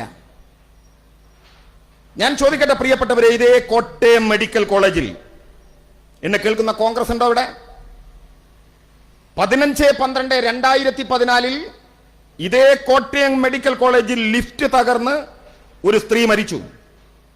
അവരുടെ പേര് കുഞ്ഞമ്മ എന്നാണ്. അവരുടെ ഭർത്താവിന്റെ പേര് മൈക്കൽ തോമസ് എന്നാണ്. അവരുടെ വീട്ടുപേര് ആറ്റുകാലിൽ വീടെന്നാണ്. അവരുടെ നാട് കിഴിക്കുന്നമാണ്. അവരുടെ ജില്ല കോട്ടയമാണ്. എന്ത് ചെയ്തു കോൺഗ്രസ് എന്ന് പറ കേക്കട്ടെ. എന്ത് ചെയ്തു? കാലണ കൊടുത്തോ നിങ്ങൾ ആ കുടുംബത്തിന്? കാലണ. ആ കുടുംബത്തിൽ സന്ദർശിച്ചോ കേരളത്തിന്റെ ആരോഗ്യ വകുപ്പ് മന്ത്രി? നിങ്ങൾ പറ. മുഖ്യമന്ത്രി പോയോ? എന്തേ പോവാതിരുന്നത്? ഉമ്മൻചാണ്ടിയുടെ പരാതി, ഉമ്മൻചാണ്ടിക്ക് പരാതി കൊടുത്തു. എന്തായിരുന്നു അതിന്റെ ഒരു ഏർപ്പാടുണ്ടല്ലോ, അവരിയ്ക്കുന്നേ. അവിടെ പരാതി കൊടുത്തു, ജനസമ്പർക്ക പരിപാടി. ആ പരാതി ചവറ്റുകൊട്ടയിലേക്ക് വലിച്ചെറിഞ്ഞവരല്ലേ ഈ കോൺഗ്രസ്, ഈ കേരളം ഭരിച്ച UDF. ഇവരിപ്പോഴുണ്ടല്ലോ ഈ നാട്ടില്. ഇവരുടെ ബന്ധുക്കളുണ്ടല്ലോ, ബാക്കിയുള്ളവരുണ്ടല്ലോ. നിങ്ങൾ ചോദിക്ക്, പത്രക്കാർ പോയി ചോദിക്ക്. വീണ ജോർജിന്റെ പിറകെ 24 മണിക്കൂർ നടക്കുന്ന ഈ ചാനൽ പ്രവർത്തകർ പോയി ചോദിക്ക്. ഞാൻ ഈ പറഞ്ഞ ഫുൾ അഡ്രസ്സാ പറഞ്ഞത്. ഇതിനപ്പുറം എന്ത് പറയണം? ഒരു നയാ പൈസ കൊടുത്തില്ല. എന്നിട്ട് ഇവരുടെ ദുഃഖം ഇങ്ങനെ ഇരട്ടിക്കാൻ ഇതേ കോട്ടയം മെഡിക്കൽ കോളേജിൽ നമ്മുടെ നാട്ടില് ആരെങ്കിലും ചർച്ച ചെയ്യുന്നുണ്ടോ? ഒരാളും ചർച്ച ചെയ്തില്ല. കോട്ടയം നഗരസഭ 3/9/2024 UDF അല്ലേ ഭരിക്കുന്നത് കോട്ടയം നഗരസഭ. അവിടെ കരാറു പണിക്കാരനായ ഒരാൾ നിർമ്മാണം നടന്നുകൊണ്ടിരിക്കുമ്പോ കീപ്പാട്ടുകാരൻ മരിച്ചു. എന്തു കൊടുത്തു നിങ്ങൾ പറ, നാട്ടിലെ ജനങ്ങളോട് പറ. കോടതി വിധിയുണ്ടായി ആ കരാർ തൊഴിലാളിക്ക് പണം കൊടുത്തോ? നിങ്ങൾ കോടതി പറഞ്ഞിട്ട് കൊടുത്തോ? ഇല്ല. എന്നിട്ട് ഇപ്പൊ വരികയാണ് കോട്ടയം മെഡിക്കൽ കോളേജിനെ കുറിച്ച് പരാതിപ്പെടാൻ. എന്റെ ഓർമ്മ ശരിയാണെങ്കിൽ, കണക്ക് തെറ്റിയിട്ടില്ലെങ്കിൽ 1962 ഉണ്ടാക്കിയതാണ് ഈ തകർന്നു വീണ കെട്ടിടം അല്ലെ, കോട്ടയം മെഡിക്കൽ കോളേജിന്റെ. ഇന്ത്യ ഭരിക്കുന്ന ഒരു പാർട്ടിന്റെ സംസ്ഥാന പ്രസിഡന്റ് ഉണ്ട്. അയാൾ പറഞ്ഞെന്താന്ന്, ആ തകർന്നു വീണ കെട്ടിടത്തിന്റെ ഉത്തരവാദിത്തം PWD മന്ത്രി റിയാസിനാണ്. റിയാസ് രാജിവെക്കണം. 1962 റിയാസിന്റെ ബാപ്പയും ഉമ്മയും തമ്മിൽ ആലോചിച്ചിട്ട് പോലുമില്ല കല്യാണം കഴിക്കാൻ. പിന്നെയല്ലേ റിയാസിന്റെ ബാപ്പയും ഉമ്മയും കല്യാണപ്രായമായിട്ടുണ്ടാവില്ല എന്ന് എന്റെ അഭിപ്രായം. ഇയാളൊക്കെ ആരെ പിടിച്ചിട്ട് BJPയുടെ സംസ്ഥാന പ്രസിഡന്റ് ആക്കിയത്? പാർട്ടിക്ക് അനുസരിച്ചേ പ്രസിഡന്റിനെ കിട്ടും. നമ്മൾ കുറ്റം പറയേണ്ട കാര്യമില്ല. ആ പാർട്ടി അർഹിക്കുന്ന പ്രസിഡന്റാണത്. ഞാൻ ചോദിക്കുന്നത് അതല്ല, ഈ പത്രക്കാരുണ്ടല്ലോ ഈ സാധനം പിടിച്ചിട്ട് മുന്നിൽ നിൽക്കുന്നത്, ചാനലുകാര്. സാമാന്യ ബുദ്ധിയിലൊന്ന് ചോദിക്കണ്ടേ? 1962 ഉണ്ടാക്കിയ ഈ കെട്ടിടം അതൊന്നും അവർക്കറിയില്ല. ആ കെട്ടിടം എങ്ങനെയാണ് റിയാസ് മിനിസ്റ്റർ അതിന് ഉത്തരവാദിയാകുക എന്ന സാമാന്യ ബോധത്തിൽ ഒരു ചോദ്യം ഈ നാട്ടിലെ മാധ്യമങ്ങൾ ചോദിക്കുന്നുണ്ടോ? അല്ലെങ്കിൽ അത് ചർച്ച ചെയ്യുന്നുണ്ടോ? നിങ്ങൾ ആലോചിച്ച് നോക്ക്. വായിൽ തോന്നിയത് കോതക്ക് പാട്ട് എന്തും പറയാം. എന്തായിരുന്നു ഈ കേരളത്തിന്റെ ആരോഗ്യസ്ഥിതി? ഇവിടെ ഇപ്പോ സഖാവ് പറഞ്ഞല്ലോ, മനുഷ്യന്റെ ആയുസ് കൂടിയത്. ഞാൻ വളരെ വൈകി മാത്രം കമ്മ്യൂണിസ്റ്റ് പാർട്ടിയിലേക്ക് വന്നിട്ടുള്ള ഒരാളാണ്. ഞാൻ ഏത് പാർട്ടിയിൽ നിന്നാണ് വന്നിട്ടുള്ളതെന്ന് എന്റെ വേഷം കണ്ടാൽ നിങ്ങൾക്ക് മനസ്സിലാവും. കോൺഗ്രസ് എന്ന രാഷ്ട്രീയ പ്രസ്ഥാനത്തിൽ നിന്നാണ് ഞാൻ കമ്മ്യൂണിസ്റ്റ് പാർട്ടിയിലേക്ക് കടന്നു. കോൺഗ്രസ് ആകുമ്പോൾ ഒരു ഗ്രൂപ്പൊക്കെ വേണം. ഞാൻ ഐ ഗ്രൂപ്പായിരുന്നു, കരുണാകരന്റെ ഗ്രൂപ്പായിരുന്നു. കരുണാകരന്റെ ഷഷ്ടി പൂർത്തി വലിയ ആഘോഷമായിരുന്നു കേരളത്തിൽ. കരുണാകരന്റെ സപ്തതി വലിയ ആഘോഷമായിരുന്നു കേരളത്തിൽ. ഇന്ന് നിങ്ങൾ ഷഷ്ടി പൂർത്തി കേൾക്കാറുണ്ടോ? സപ്തതി കേൾക്കാറുണ്ടോ? പാകെ കേൾക്കുന്നത് നവതിയ. നമ്മുടെ നാട്ടിൽ ആയുർദൈർഘ്യം വർദ്ധിച്ചതിനെ കുറിച്ച് സഖാവ് ഇവിടെ പറഞ്ഞു, ഞാൻ വിശദീകരിക്കുന്നില്ല. എന്നാൽ ഇന്ത്യക്കകത്ത് ഒരു ഗവർണർ ചികിത്സ കിട്ടാതെ മരിച്ച ഏക സംസ്ഥാനത്തിന്റെ പേര് കേരളം. ഗവർണർ ഒന്നാമൻ അല്ലേ? ഇപ്പോഴത്തെ ഗവർണറൊക്കെ വിചാരം പടച്ചവനാണ്. അത് പോട്ടെ, ഞാൻ അതിലേക്ക് ഇപ്പൊ കിടക്കുന്നില്ല, സമയം കിട്ടുകയാണെങ്കിൽ പറയാം. ആ ഗവർണർ ഒരു മെഡിക്കൽ കോളേജിൽ വെച്ച് ചികിത്സ കിട്ടാതെ മരിച്ചത് UDF ഭരിക്കുമ്പോൾ കേരളത്തിൽ ആന്റണി മുഖ്യമന്ത്രി, കടവൂർ ശിവദാസൻ ആരോഗ്യ വകുപ്പ് മന്ത്രി, ഈ കേരളത്തിൽ സിക്കന്ദർ ഭട്ട്. എന്തേ നിങ്ങൾ ഓർക്കാതെ പോകുന്നു? ഈ കേരളത്തിലല്ലേ? തിരുവനന്തപുരം SITയിൽ അണുബാധയേറ്റ് 15 കുട്ടികൾ മരണപ്പെട്ടു UDFന്റെ ഭരണകാലത്ത്. എന്തേ ആരോഗ്യമന്ത്രിയെ തടഞ്ഞില്ല? 15 കുട്ടികളെ SITയിലെ പിന്നെ അണുബാധയേറ്റ മരണപ്പെടുന്നു. പഴയൊരു കെട്ടിടം തകർന്നു വീഴുന്നത് പോലെയല്ല. ഇവിടെ സഖാവുപ്പ പറഞ്ഞല്ലോ, ഡൽഹിയില് കോൺഗ്രസുകാർ കൊന്ന 4000 പേരുടെ കഥയാണ് സഖാവ് പറഞ്ഞത്. അടിയന്തരാവസ്ഥയുടെ കരാല കാലഘട്ടങ്ങളിൽ ലീഗ് ഉണ്ടോ, ജമാഅത്തുണ്ടോ, SDPI ഉണ്ടോ? കേട്ടോ, ജുമാ മസ്ജിദിന്റെ ചുറ്റുമുള്ള തുർക്കുമാൻ ഗേറ്റിലെ കെട്ടിടങ്ങൾ ഇരിച്ചു നിരത്തിയപ്പോ ആ കെട്ടിടങ്ങളുടെ അടിയിൽപ്പെട്ട്, കല്ലിനടിയിൽപ്പെട്ട്, സ്ലാബുകൾക്കടിയിൽപ്പെട്ട് 100 കണക്കിന് മനുഷ്യർ മരിച്ചു വീണു. അങ്ങ് ഡൽഹിയിൽ അടിയന്തരാവസ്ഥയിൽ ഇന്ദിരാഗാന്ധിയുടെ പുന്നാര മകൻ സഞ്ജയ് ഗാന്ധി നിങ്ങൾ ബിൽഡിംഗ് പൊളിച്ചിട്ട് മേലിട്ടതാ. എന്നിട്ടാ 100 കണക്കിന് ആളുകളെ കൊന്നത്. എന്നാൽ ഇവിടെ UDFന്റെ കാലത്ത് തിരിഞ്ഞു നോക്കാത്ത ഒരു കെട്ടിടം, അതിന്റെ ബാത്റൂമുകൾ അടച്ചു വെച്ചിട്ടുണ്ട്. ഒരു ബാത്റൂമിൽ മാത്രം എന്തോ വിധി വൈപരീതത്തിൽ, നിർഭാഗ്യത്തിൽ ബിന്ദു എന്ന സഹോദരി പോയി മരണപ്പെട്ടു. പുതിയ ബാത്റൂമുകൾ ഉണ്ടാക്കിയിട്ടുണ്ട് തൊട്ടടുത്ത വാർഡുകളിൽ. ഇത് മാറ്റാൻ നിൽക്കുകയാണ്. ഉദ്ഘാടനത്തിന് കാത്തിരിക്കണ്ട എന്ന് വീണ ജോർജ് കൃത്യമായി പറഞ്ഞതാണ്. മെല്ലെ മെല്ലെ സംവിധാനങ്ങൾ അങ്ങോട്ട് മാറ്റിക്കൊണ്ടിരിക്കുകയാണ്. ഈ ക്യാമറ കാണിക്കുന്ന ക്യാമറയിൽ പോയിട്ട് ഈ ഇടിഞ്ഞു വീണ കെട്ടിടം കാണിക്കുമ്പോ ഈ മാധ്യമങ്ങളുടെ ക്യാമറ ഇങ്ങനെ അവിടെ മാത്രം ക്രോഡീകരിക്കുക. ഒന്ന് വൈഡായി കാണിച്ചാൽ ഇവിടെ നേരത്തെ പറഞ്ഞതുപോലെ 10-700 കോടി രൂപയിൽ ഉണ്ടാക്കിയിട്ടുള്ള മനോഹരമായ കെട്ടിടം കാണും, കാണിക്കുന്നില്ല. അത്യാധുനിക സൗകര്യം ഇവിടെ വിശദീകരിച്ചിട്ടുണ്ട്. ആവർത്തന ഭയം കൊണ്ട് ഞാൻ അതിലേക്ക് കിടക്കുന്നില്ല. എന്നാൽ ചികിത്സയുടെ മോശം കൊണ്ട് തിരുവനന്തപുരം SIT-യിൽ 15 കുട്ടികൾ മരണപ്പെട്ടു. UDF-ന്റെ ഭരണകാലത്ത് എന്ത് ചെയ്തു നിങ്ങൾ പറ? എന്റെ പ്രിയപ്പെട്ടവരെ, ഈ UDF ഭരിക്കുമ്പോഴാണ് തിരുവനന്തപുരം മെഡിക്കൽ കോളേജിൽ മരിച്ചയാളെ രോഗികൾക്കൊപ്പം കിടത്തി. മോർച്ചറിയിലേക്ക് മൃതശരീരം മാറ്റാതെ മരിച്ചയാളെ രോഗികൾക്കൊപ്പം കിടത്തി. ഈ കേരളത്തിൽ എവിടെയുണ്ടായിരുന്നു മാധ്യമങ്ങൾ? എവിടെയുണ്ടായിരുന്നു മാധ്യമ വിചാരണ? എന്റെ ഇതൊക്കെ നാളുകൾ മറന്നുപോകും എന്നാണോ നിങ്ങൾ വിചാരിക്കുന്ന? ആരാണ് മന്ത്രി ശിവകുമാർ? കോടികളുടെ അഴിമതിയിലെ വിചാരണ നേരിട്ടുകൊണ്ടിരിക്കുന്ന ശിവകുമാർ അന്ന് മന്ത്രി. എന്നിട്ട് ഇവരിങ്ങനെ വരികയാണ്. ഞാൻ ഈ വികസനം മറ്റു കാര്യങ്ങളിലേക്ക് ഒന്നും കടക്കുന്നില്ല. കാരണം ഈ ജില്ലയിലെയും സമീപ പ്രദേശങ്ങളിലെയും എല്ലാം വികസനങ്ങളെ കുറിച്ച് വളരെ വ്യക്തമായി ഇവിടെ പറഞ്ഞു കഴിഞ്ഞു. എങ്ങനെയാണ് നമ്മൾ ഈ മാറ്റത്തിലേക്ക് കടന്നത്? എവിടെയാ കേരളം പൂർണ്ണമായി മാറിയത്? സാമ്പത്തിക പ്രയാസങ്ങളുടെ നടുവിൽ കിടക്കുന്ന ഒരു സംസ്ഥാനം. ഒന്നാം പിണറായി സർക്കാർ ഈ രാജ്യത്ത് നേരിട്ടത് എന്തൊക്കെയാ നിങ്ങളൊന്ന് ആലോചിച്ച് നോക്ക്. ഓഖി മുതൽ നിങ്ങളെണ്ണ് തിരുവനന്തപുരത്തിന്റെ കൊല്ലത്തിന്റെ കടൽ തീരത്ത് അറബിക്കടലിന്റെ തിരമാലകൾ തെങ്ങോളം ഉയരത്തിൽ കടന്നു വന്നു. തീരത്തുള്ള മനുഷ്യരെ കൊണ്ടുപോയി കടലിലേക്ക്. 95 മൃതശരീരങ്ങൾ തിരിച്ചു തന്നു അറബിക്കടൽ. ഇല്ലേ? 55 പേരുടെ മൃതശരീരം തിരിച്ചു തന്നില്ല. 150 പേരാ ഓഖിയിൽ നഷ്ടപ്പെട്ടത്. 95 പേരുടെ മൃതശരീരം അറബിക്കടലിൽ തിരിച്ചു വന്നു. 55 പേരുടെ മൃതശരീരം തിരിച്ചു വന്നില്ല. നമ്മുടെ നാട്ടിലെ നിയമം എങ്ങനെയാ? കടലിൽ കാണാതായാലും ഒരു പക്ഷെ അവര് ഉൾക്കടലിലൂടെ പോകുന്ന ഏതെങ്കിലും കപ്പലിൽ കയറി രക്ഷപ്പെടാം. അല്ലെങ്കിൽ ഇവര് സഞ്ചരിച്ച ബോട്ട് മറ്റേതെങ്കിലും തീരത്തണിയാം. 6 മാസത്തിലധികം കാത്തിരിക്കണം. ഗവൺമെന്റ് നയം തിരുത്തി 1 മാസത്തിനകം അവർ മരിച്ചതായി പ്രഖ്യാപിച്ചു. ഓരോ കുടുംബത്തിനും 25 ലക്ഷം വെച്ച് നഷ്ടപരിഹാരം നൽകി. കടലിലേക്ക് പോകുന്ന മീൻപിടുത്തക്കാരൻ അവന്റെ വീട്ടിൽ നിന്ന് ഇറങ്ങിപ്പോകുന്ന ദിവസം ഒരുപക്ഷേ അവന്റെ ഭാര്യയുടെ ഗർഭപാത്രത്തിൽ ഒരു ശിശുവിന്റെ ജന്മം നടന്നിരിക്കാം. അല്ലെങ്കിൽ ഒരു ഭ്രൂണം വളർച്ച പ്രാപിച്ചുകൊണ്ടിരിക്കാം. എന്താ ഗവൺമെന്റ് പ്രഖ്യാപിച്ചത്?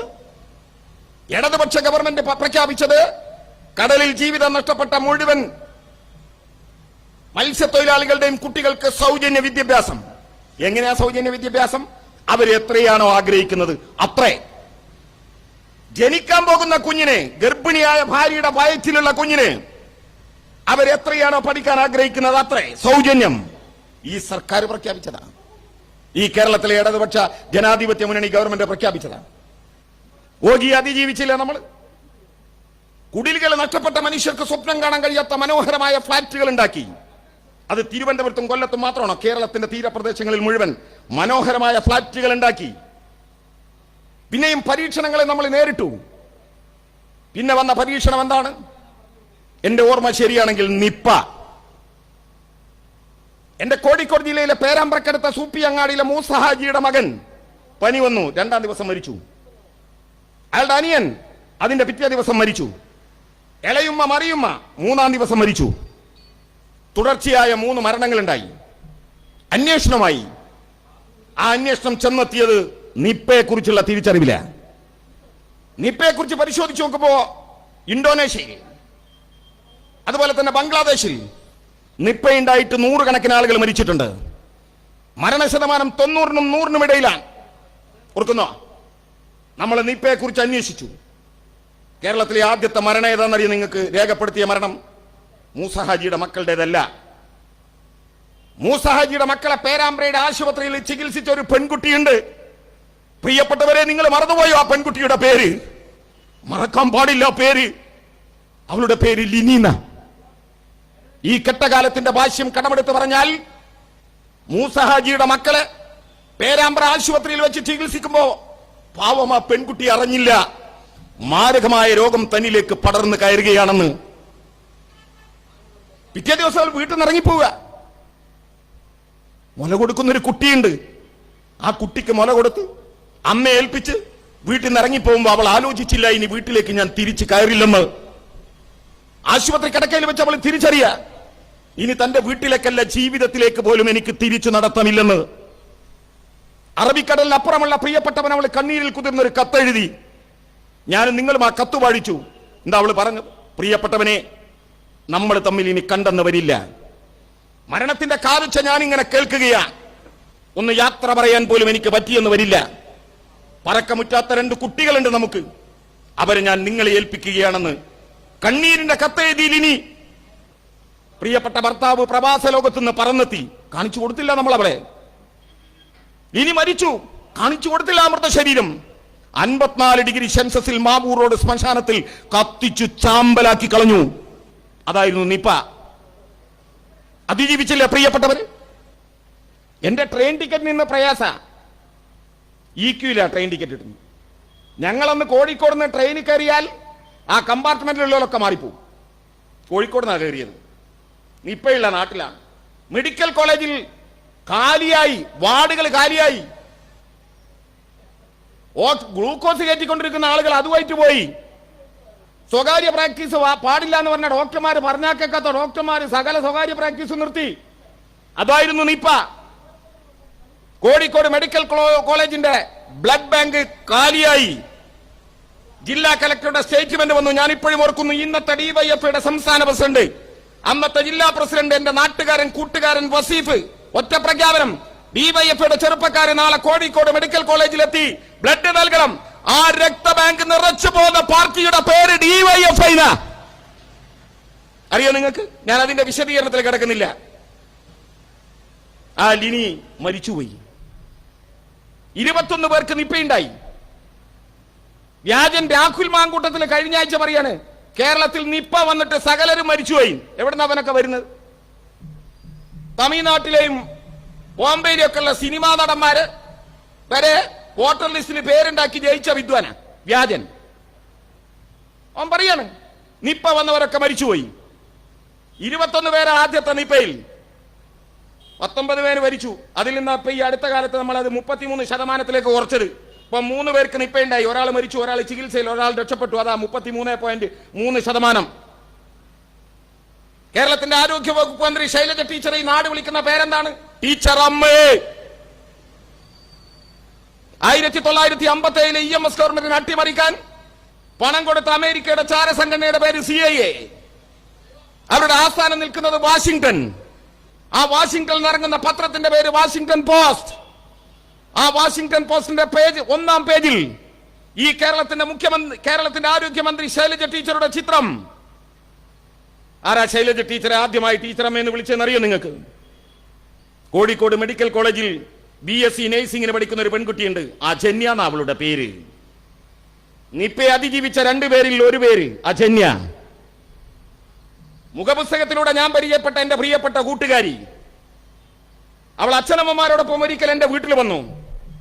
ആ ദിവസം ഓർത്തെടുത്ത് അവൾ എന്നോട് പറഞ്ഞത് എന്താണെന്നറിയോ? BSc നഴ്സിന് കോഴിക്കോട് മെഡിക്കൽ കോളേജിൽ പഠിക്കുക. രോഗത്തിൽ നിന്ന് അവൾ തിരിച്ചു നടക്കാൻ തുടങ്ങി. എന്നിട്ട് പോലും കൂടെ പഠിക്കുന്ന കുട്ടികൾ ആരും വന്നില്ല അവളുടെ അടുത്തേക്ക്. ഒരു നാട്ടുകാരും വന്നില്ല, കൂട്ടുകാരും വന്നില്ല. അവളുടെ അച്ഛനും അമ്മയും മാത്രം, പരിശോധിക്കുന്ന ഡോക്ടർമാര് മാത്രം. ഒരു ദിവസം ഡോക്ടർ അവളോട് പറഞ്ഞു, നാളെ നിന്നെ കാണാൻ കേരളത്തിന്റെ പ്രിയപ്പെട്ട ആരോഗ്യ വകുപ്പ് മന്ത്രി വരുന്നു. അജന്യ എന്നോട് പറഞ്ഞ എന്താണെന്നറിയോ? ഒരു മാസ്ക് പോലും ധരിക്കാതെ, ഒരു കയ്യുറ പോലും ധരിക്കാതെ കേരളത്തിന്റെ പ്രിയപ്പെട്ട ആരോഗ്യ വകുപ്പ് മന്ത്രി ശൈലജ ടീച്ചർ എന്നെ നെഞ്ചോട് ചേർത്ത് പിടിച്ച് എന്റെ മൂർത്താവിൽ ഒന്ന് ചുംബിച്ചപ്പോ ഞാൻ ജീവിതത്തിലേക്ക് തിരിച്ചു നടക്കാൻ തുടങ്ങുകയായിരുന്നു. ടീച്ചറുടെ കൈപ്പിടിയിൽ നിന്ന് മാറി മുറിയിലേക്ക് തിരിച്ചു നടക്കുമ്പോൾ മനസ്സിൽ ഞാനൊന്ന് വിളിച്ചു, ടീച്ചറേ. എനിക്ക് തോന്നി പോരാന്ന്. ഞാൻ ആവർത്തിച്ചു വിളിച്ചു, ടീച്ചർ അമ്മേ. അവിടെയാ മഹാരോഗങ്ങളെ അതിജീവിക്കാൻ കൂടെ നിന്ന സ്നേഹത്തിന്റെ അടയാളങ്ങളെ അമ്മേനെ വിളിച്ച പാരമ്പര്യമുള്ള നാടാണ് കേരളം. ശൈലജ ടീച്ചർ വിളിച്ചത് ടീച്ചർ അമ്മേന്നാണ്. നിപ്പയെ അതിജീവിച്ചു നമ്മള്. ഓഗി അതിജീവിച്ചു, നിപ്പയെ അതിജീവിച്ചു. പിന്നെയോ 2 മഹാപ്രളയങ്ങൾ. ഞാൻ പറയണോ, പത്തനംതിട്ടയിൽ പ്രളയത്തിന്റെ മഹാദുരന്തം അനുഭവിച്ച നാടല്ലേ ഈ പത്തനംതിട്ട. ഞാൻ വരുന്നത് കോഴിക്കോട് ജില്ലയിലെ മുക്കത്തിനടുത്ത കൊടിയത്തൂർ എന്ന ഗ്രാമത്തിൽ നിന്ന്. എന്റെ ഗ്രാമത്തിന് അരഞ്ഞാണമിട്ടൊഴുകുന്ന ഒരു നദിയുണ്ട്. ആ നദിയുടെ പേര് ഇരുവടിഞ്ഞിപ്പുഴ. കേട്ടിട്ടുണ്ടോ ആ പേര്? ഉണ്ടോ? എവിടെയാ കേട്ടത്? മൊയ്തീൻ എന്ന സിനിമയിൽ. ഇരുവഴിഞ്ഞിപ്പുഴ അറബിക്കടലിലുള്ളതാണെങ്കിൽ കാഞ്ചന മൊയ്തീനുള്ളതാണ്. 1982 ജൂലൈ മാസം 15-ാം തീയതി, 5 ദിവസം കൂടിയുള്ളൂ ഓർമ്മ ദിനത്തിന്. 1982 ജൂലൈ മാസം 15-ാം തീയതി എന്റെ വീടിന്റെ വിളിപ്പാടകലെയുള്ള ഇരുവഴിഞ്ഞിപ്പുഴയിലെ തെയ്യത്തും കടവിൽ കാലത്ത് 8:15 തോണി മറിഞ്ഞപ്പോ നിരവധി ജീവനുകളെ രക്ഷപ്പെടുത്തിയ മൊയ്തീൻ പിന്നെയും ജീവനുകളെ രക്ഷപ്പെടുത്താൻ ഇരുവഴിഞ്ഞിയുടെ ആയങ്ങളിലേക്ക് തിരിഞ്ഞു നോക്കാതെ നടന്നുപോയപ്പോ മുക്കത്തിന്റെ പ്രണയക്കടവിൽ കാഞ്ചന തനിച്ചായിപ്പോയി. എന്റെ ഉമ്മയുടെ അനിയത്തിയുടെ മകനാണ് മൊയ്തീൻ എന്നതുകൊണ്ട് അന്നു മുതൽ കാഞ്ചന എനിക്ക് ഏടത്തിയമ്മയാണ്. 2018 പ്രളയത്തിൽ ഇരുവഴിഞ്ഞിപ്പുഴ ചരിത്രത്തിൽ ആദ്യമായി കരകവിഞ്ഞൊഴുകി വന്ന് 70 വർഷം പഴക്കമുള്ള എന്റെ വീടിന്റെ മുറ്റത്ത് വന്ന് അകത്തേക്ക് നോക്കി തത്തിക്കളിച്ചു. അന്ന് ഇരുവഴിഞ്ഞിപ്പുഴയോട് ഞാൻ പറഞ്ഞു, എന്റെ വീട്ടിലേക്ക് കയറാനുള്ള ധൈര്യമൊന്നും നിനക്കില്ല, മഹാഭാഗ്യം. ഇരുവഴിഞ്ഞിപ്പുഴ തിരിച്ചിറങ്ങിപ്പോയി. 2019 മലയിടിഞ്ഞ് കുന്നിടിഞ്ഞ് ഉരുള് പൊട്ടി പൂർവാധികം ശക്തിയോടെ ഇരുവഴിഞ്ഞിപ്പുഴ ഇരമ്പിയാർത്ത് വന്നപ്പോ എന്റെ വീടിനകത്ത് മുട്ടിന് വെള്ളം. നാസിർ കൊളായി എന്ന് പറഞ്ഞാൽ നിങ്ങൾക്ക് മനസ്സിലാവും എന്താ സംഭവിച്ചിട്ടുണ്ടാകാം. ഇരുവഴിഞ്ഞും ചാലിയാറും പമ്പയാറും പെരിയാറും നിങ്ങളുടെ നാട്ടിലെ ആറുകളും എല്ലാം നിറഞ്ഞു കവിഞ്ഞൊഴുകി 2018 2019. അപ്പൊ നിങ്ങളെ നോക്ക്, പൊതുവെ ഈ സദസ്സിൽ സ്ത്രീകൾ കുറവാണ്. കാലാവസ്ഥ മോശമായതുകൊണ്ടൊക്കെ ആയിരിക്കാം. പക്ഷെ പ്രളയത്തിന് മുമ്പുള്ള കാലത്ത് പാർട്ടി കമ്മിറ്റിയൊക്കെ വിളിച്ചാൽ 7 മണിക്ക് ശേഷമാണ് കമ്മിറ്റിയെങ്കിൽ സ്ത്രീകൾ പൊതുവെ കുറയും, വീട്ടമ്മമാര് വരില്ല. എന്താണെന്നറിയാൻ വേണ്ടി നമ്മൾ വീട്ടിൽ പോയിട്ട് ബെല്ലടിച്ചാൽ വീട്ടമ്മ വാതിൽ തുറന്നിട്ട് ഒറ്റ ഓട്ട അകത്തേക്ക്. പുറത്തു വന്നവനെ പേടിച്ചിട്ടല്ല, അകത്ത് പേടിപ്പെടുത്തുന്ന ഒരു സംഭവം നടക്കുന്നുണ്ട്. എന്താ സംഭവം? രാജഗോപാലൻ റെയിൽ പാളത്തിലേക്ക് കയറി മലബാർ എക്സ്പ്രസ് കുതിച്ചു വരുന്നു. അന്നത്തെ സീരിയൽ കഴിഞ്ഞ് ഉറക്കം കിട്ടുക. രാജഗോപാലൻ റെയിൽ പാളത്തിൽ മലബാർ എക്സ്പ്രസ് കുതിച്ചു വരുന്നു. പിറ്റേന്ന് 7 മണിക്ക് തുറന്നാലോ രാജഗോപാലൻ അങ്ങോട്ടും മലബാർ എക്സ്പ്രസ് ഇങ്ങോട്ടും പോയിട്ടുണ്ടാവും. ഒരു കുഴപ്പമില്ല. ഞാൻ ചോദിക്കട്ടെ, മലയിടിഞ്ഞ് കുന്നിടിഞ്ഞ് ഉരുള് പൊട്ടി മഹാപ്രളയം ഉണ്ടായപ്പോ ഈ വീട്ടമ്മമാര് സീരിയൽ കാണാൻ നിന്നോ? സിനിമ കാണാൻ നിന്നോ? ഇല്ല. കേരളത്തിലെ വീട്ടമ്മമാർ മാത്രമല്ല, കേരളത്തിലെ മലയാളികൾ മാത്രമല്ല, ലോകത്തുള്ള സകല മലയാളികളും. എന്നാൽ വൈകുന്നേരം 6 മണിയാകുമ്പോ ടെലിവിഷൻ ചാനലിന്റെ മുമ്പിൽ വന്ന് കാത്തിരിക്കുക. എന്തിനാ? സീരിയൽ കാണാനാ? സിനിമ കാണാനാ? മമ്മൂട്ടിയെ കേൾക്കാനാ? മോഹൻലാലിനെ കാണാനാ? അല്ല, ഒറ്റ മനുഷ്യനെ കാണാൻ, ഒറ്റ മനുഷ്യനെ കേൾക്കാൻ. ആരാണ് അയാൾ? കേരളത്തിന്റെ മുഖ്യമന്ത്രി സഖാവ് പിണറായി വിജയനെ കാണാനും കേൾക്കാനും കാത്തിരുന്നു കേരളം. എന്താ മനുഷ്യൻ പറഞ്ഞത്? ഭയപ്പെടണ്ട, പ്രളയജലം ഇങ്ങനെ ഒഴുകി വരിക. നമ്മൾ അങ്ങോട്ട് ഇറങ്ങിയല്ലേ? നോക്കുങ്ങൾ, നമ്മൾ അങ്ങോട്ട് ഇറങ്ങിയല്ലേ? പുനഃസൃഷ്ടിക്കണം ഈ കേരളത്തെ. റീബിൽഡ് കേരള. ഒന്നുകൂടി പറഞ്ഞു, പ്രളയത്തിന് മുമ്പുള്ള കേരളമല്ല, ഒരു പുതിയ കേരളം. ഒരു പുതിയ കേരളം. ഒരുപാട് കൊല്ലങ്ങൾക്ക് മുമ്പ് ചെങ്ങന്നൂർ ഇറങ്ങിയിട്ട് ഈ റോഡിലൂടെ വന്നിട്ടുണ്ട് ഞാൻ. പത്തനംതിട്ടയിൽ ആദ്യമായിട്ട് വരികയാണ്. പക്ഷേ കോന്നിയിലോ റാന്നിയിലോ ഒക്കെ വന്നിട്ട്. അന്നുള്ള റോഡാണോ ഇന്നത്തെ റോഡ്? നിങ്ങൾ നോക്ക്, 10 കൊല്ലം മുമ്പ് ആനമുട്ട ഉരുട്ടിയാ പോകാത്ത റോഡിലൂടെ കോയിമുട്ട ഇട്ടാൽ കാസർഗോഡ് നിന്ന് തിരുവനന്തപുരത്തെത്തും. അമ്മാതിരി റോഡാ. സംശയമുണ്ടോ? നിങ്ങൾ ഈ റോഡിലൂടെ നടക്ക്, തൊട്ട് കാണാം ഈ ഗവൺമെന്റ് കിഫ്ബിയിലൂടെ അടക്കം ഉണ്ടാക്കിയിട്ടുള്ള റോഡുകൾ, ആശുപത്രികൾ, കെട്ടിടങ്ങൾ. എന്തായിരുന്നു നമ്മുടെ നാട്ടിലെ സ്ഥിതി? ആതുര രംഗമെടുത്ത് പരിശോധിക്ക്. ഒരു ഡോക്ടർ, ഒരു നേഴ്സ്, ഉച്ചക്ക് 1 മണിക്ക് അടച്ചു പോയിരുന്ന പ്രാഥമിക ആരോഗ്യ കേന്ദ്രങ്ങൾ ഇന്നോ 3 ഡോക്ടർമാർ, നേഴ്സുമാർ, മരുന്ന്. രാവിലെ തുടങ്ങിയാൽ വൈകുന്നേരം 6 മണി വരെ കുടുംബാരോഗ്യ കേന്ദ്രങ്ങളായി മാറി. ഇത് ഹോസ്പിറ്റലാണോ, 5 നക്ഷത്ര ഹോട്ടലാണോ എന്ന് സംശയിക്കുന്ന എല്ലാ സൗകര്യങ്ങളോടും കൂടിയ കെട്ടിടങ്ങൾ. കോട്ടയം മെഡിക്കൽ കോളേജിന്റെ പുതിയ കെട്ടിടമടക്കം. പണ്ട് ആശുപത്രിയിൽ വരാതിരുന്ന സാധാരണക്കാരനടക്കം, എന്തിന് സിനിമാ നടന്മാര് വരെ ഗവൺമെന്റ് ആശുപത്രിയിലേക്ക് വന്നുകൊണ്ടിരിക്കുക ഇല്ലേ? എല്ലാവരും വരിക. അത്രയും നല്ല ആശുപത്രികൾ, സംവിധാനങ്ങൾ നമ്മുടെ നാട്ടിലുണ്ടായി. തകർന്നുപോയ സ്കൂൾ കെട്ടിടങ്ങൾ, ആ സ്കൂൾ കെട്ടിടങ്ങൾക്ക് പകരം നിങ്ങൾ നോക്ക്, മനോഹരമായ സ്കൂൾ കെട്ടിടങ്ങൾ ഉണ്ടായി. എത്ര മനോഹരം!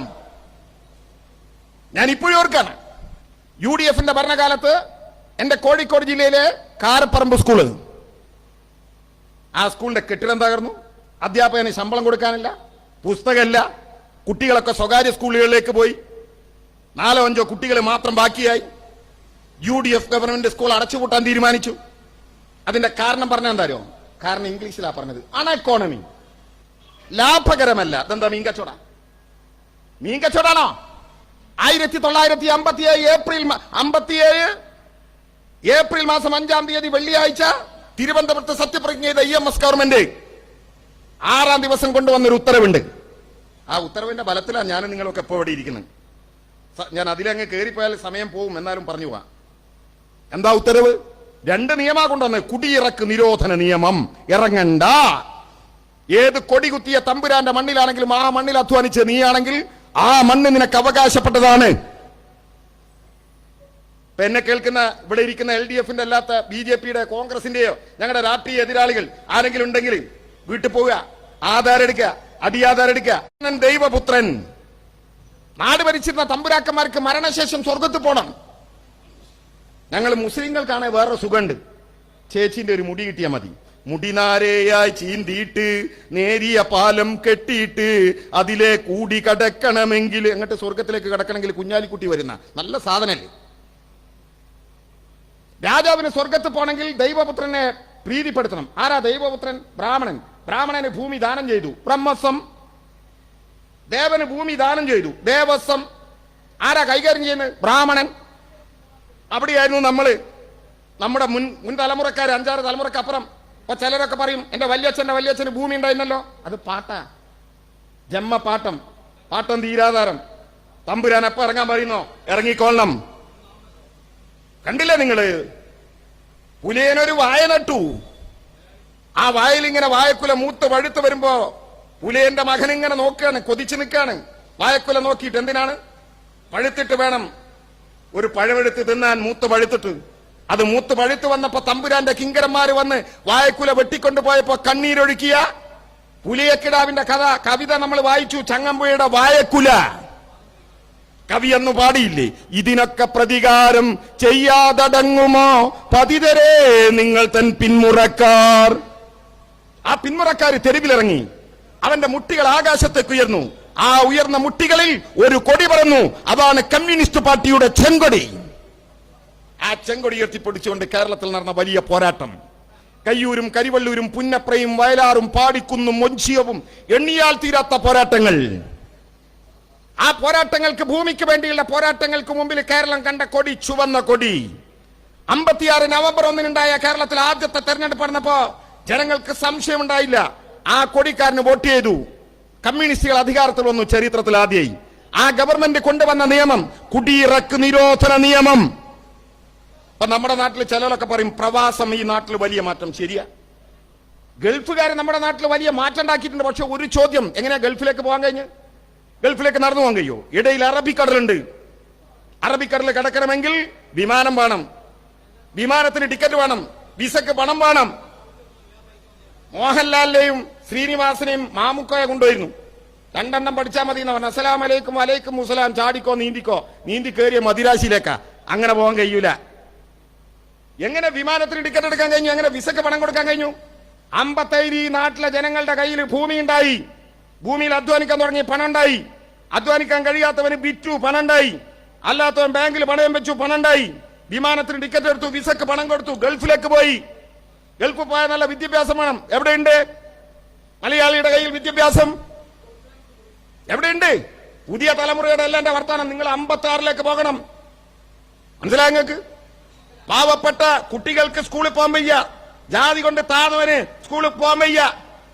അയ്യങ്കാളിയുടെ കഥ പറയുന്നത് എന്തിനാ? നമ്മള് പഞ്ചമി എന്ന 5 വയസ്സുകാരിയുടെ കൈപിടിച്ച് അയ്യങ്കാളി. ആരാ അയ്യങ്കാളി? അയ്യങ്കാളിയെ കണ്ടവരൊന്നും ഇവിടെ ആരും ഉണ്ടാവില്ല. പക്ഷെ DYFയുടെയും AIYFന്റെയും ഒക്കെ സമ്മേളനങ്ങളുടെ പുറത്ത് അയ്യങ്കാളിന്റെ ചിത്രം ഉണ്ടാവും. അവർ DYFയും കമ്മ്യൂണിസ്റ്റുകാരുമായിട്ടാ? അല്ല, അവരുടെ പോരാട്ടങ്ങളെ അംഗീകരിക്കുന്ന പ്രസ്ഥാനം അത്. എന്താ അയ്യങ്കാളിയുടെ വേഷം കണ്ടിട്ടില്ല ഞങ്ങള്? തലയിൽ പട്ടുകൊണ്ട് കെട്ട്, നെറ്റിയിൽ പൊട്ട്, കറുത്ത കോട്ട്. ഞാൻ ട എന്ന അക്ഷരം കൊണ്ട് പ്രാസൊപ്പിച്ച് പറഞ്ഞതല്ല.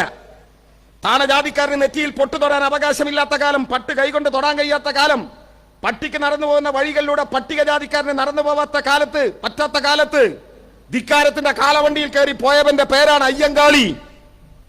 പഞ്ചമി എന്ന 5 വയസ്സുകാരിയുടെ കൈപിടിച്ച് കലാലയത്തിൽ എന്നപ്പോ ഇവിടുത്തെ തമ്പ്രാക്കന്മാര് പറഞ്ഞെന്താണെന്നറിയോ? പഞ്ചമി സ്കൂളിൽ പഠിക്കുക, ആര് കൊയ്യും ഞങ്ങളുടെ വയലേലുകൾ, ആര് നിറക്കും ഞങ്ങളുടെ പത്തായപ്പുരകൾ. ആദ്യത്തെ കർഷക സമരം ഇന്ത്യയിലെ, നീ ലോകത്തതാണോ എന്ന് എനിക്ക് അറിഞ്ഞൂടാ.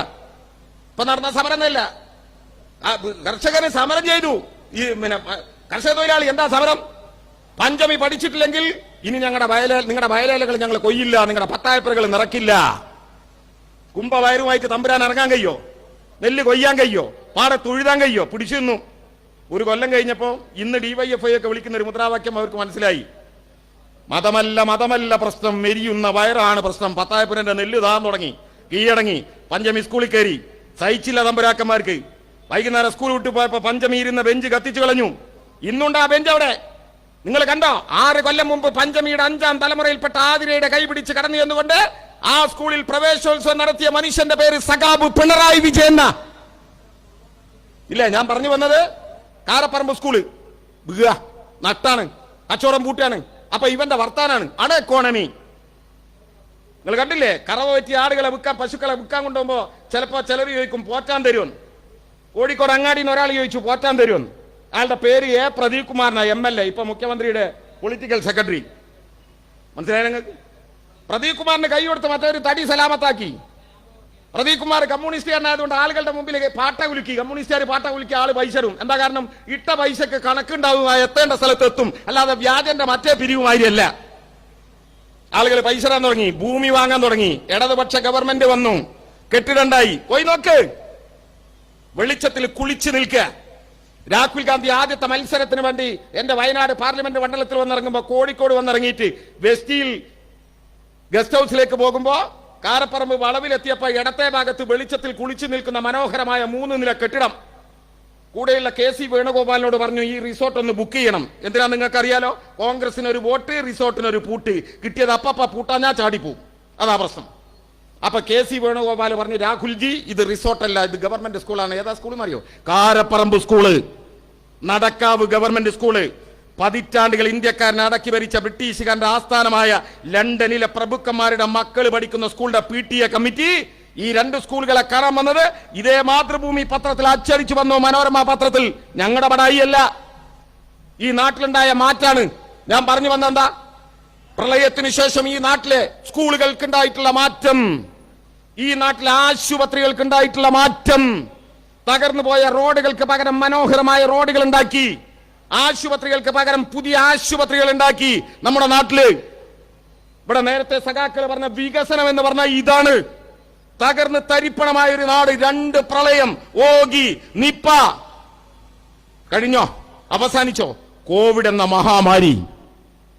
ചൈനയിലെ ഹുവാനിൽ പഠിക്കുന്ന 2 കുട്ടികൾ ജനുവരി 30-ാം തീയതി വന്നിറങ്ങുന്നു.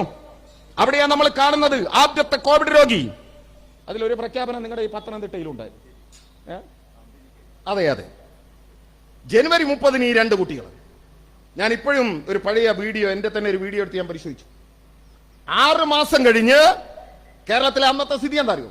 കേരളത്തിൽ 6 മാസം കഴിഞ്ഞപ്പോ 5000 കോവിഡ് രോഗികൾ. 5000-ൽ നിന്ന് 2000 പേര് കോവിഡ് മുക്തരായി. മൊത്തം 5000 പേർക്ക്, ഒരാൾ പോലും മരിച്ചിട്ടില്ല 6 മാസത്തിനിടയിൽ. എന്നാൽ ജനുവരി 30-ന് ശേഷം കോവിഡ് ഉണ്ടായിട്ടുള്ള ഇന്ത്യയിലെ വിവിധ സംസ്ഥാനങ്ങൾ, മധ്യപൗരസ്ത്യ ദേശം, എന്തിന് അമേരിക്ക, യൂറോപ്പ്, സകല രാജ്യങ്ങളിലും കോവിഡ് മൂലം എത്ര പേരാ മരിച്ചു വീണത്? എത്ര പേർ?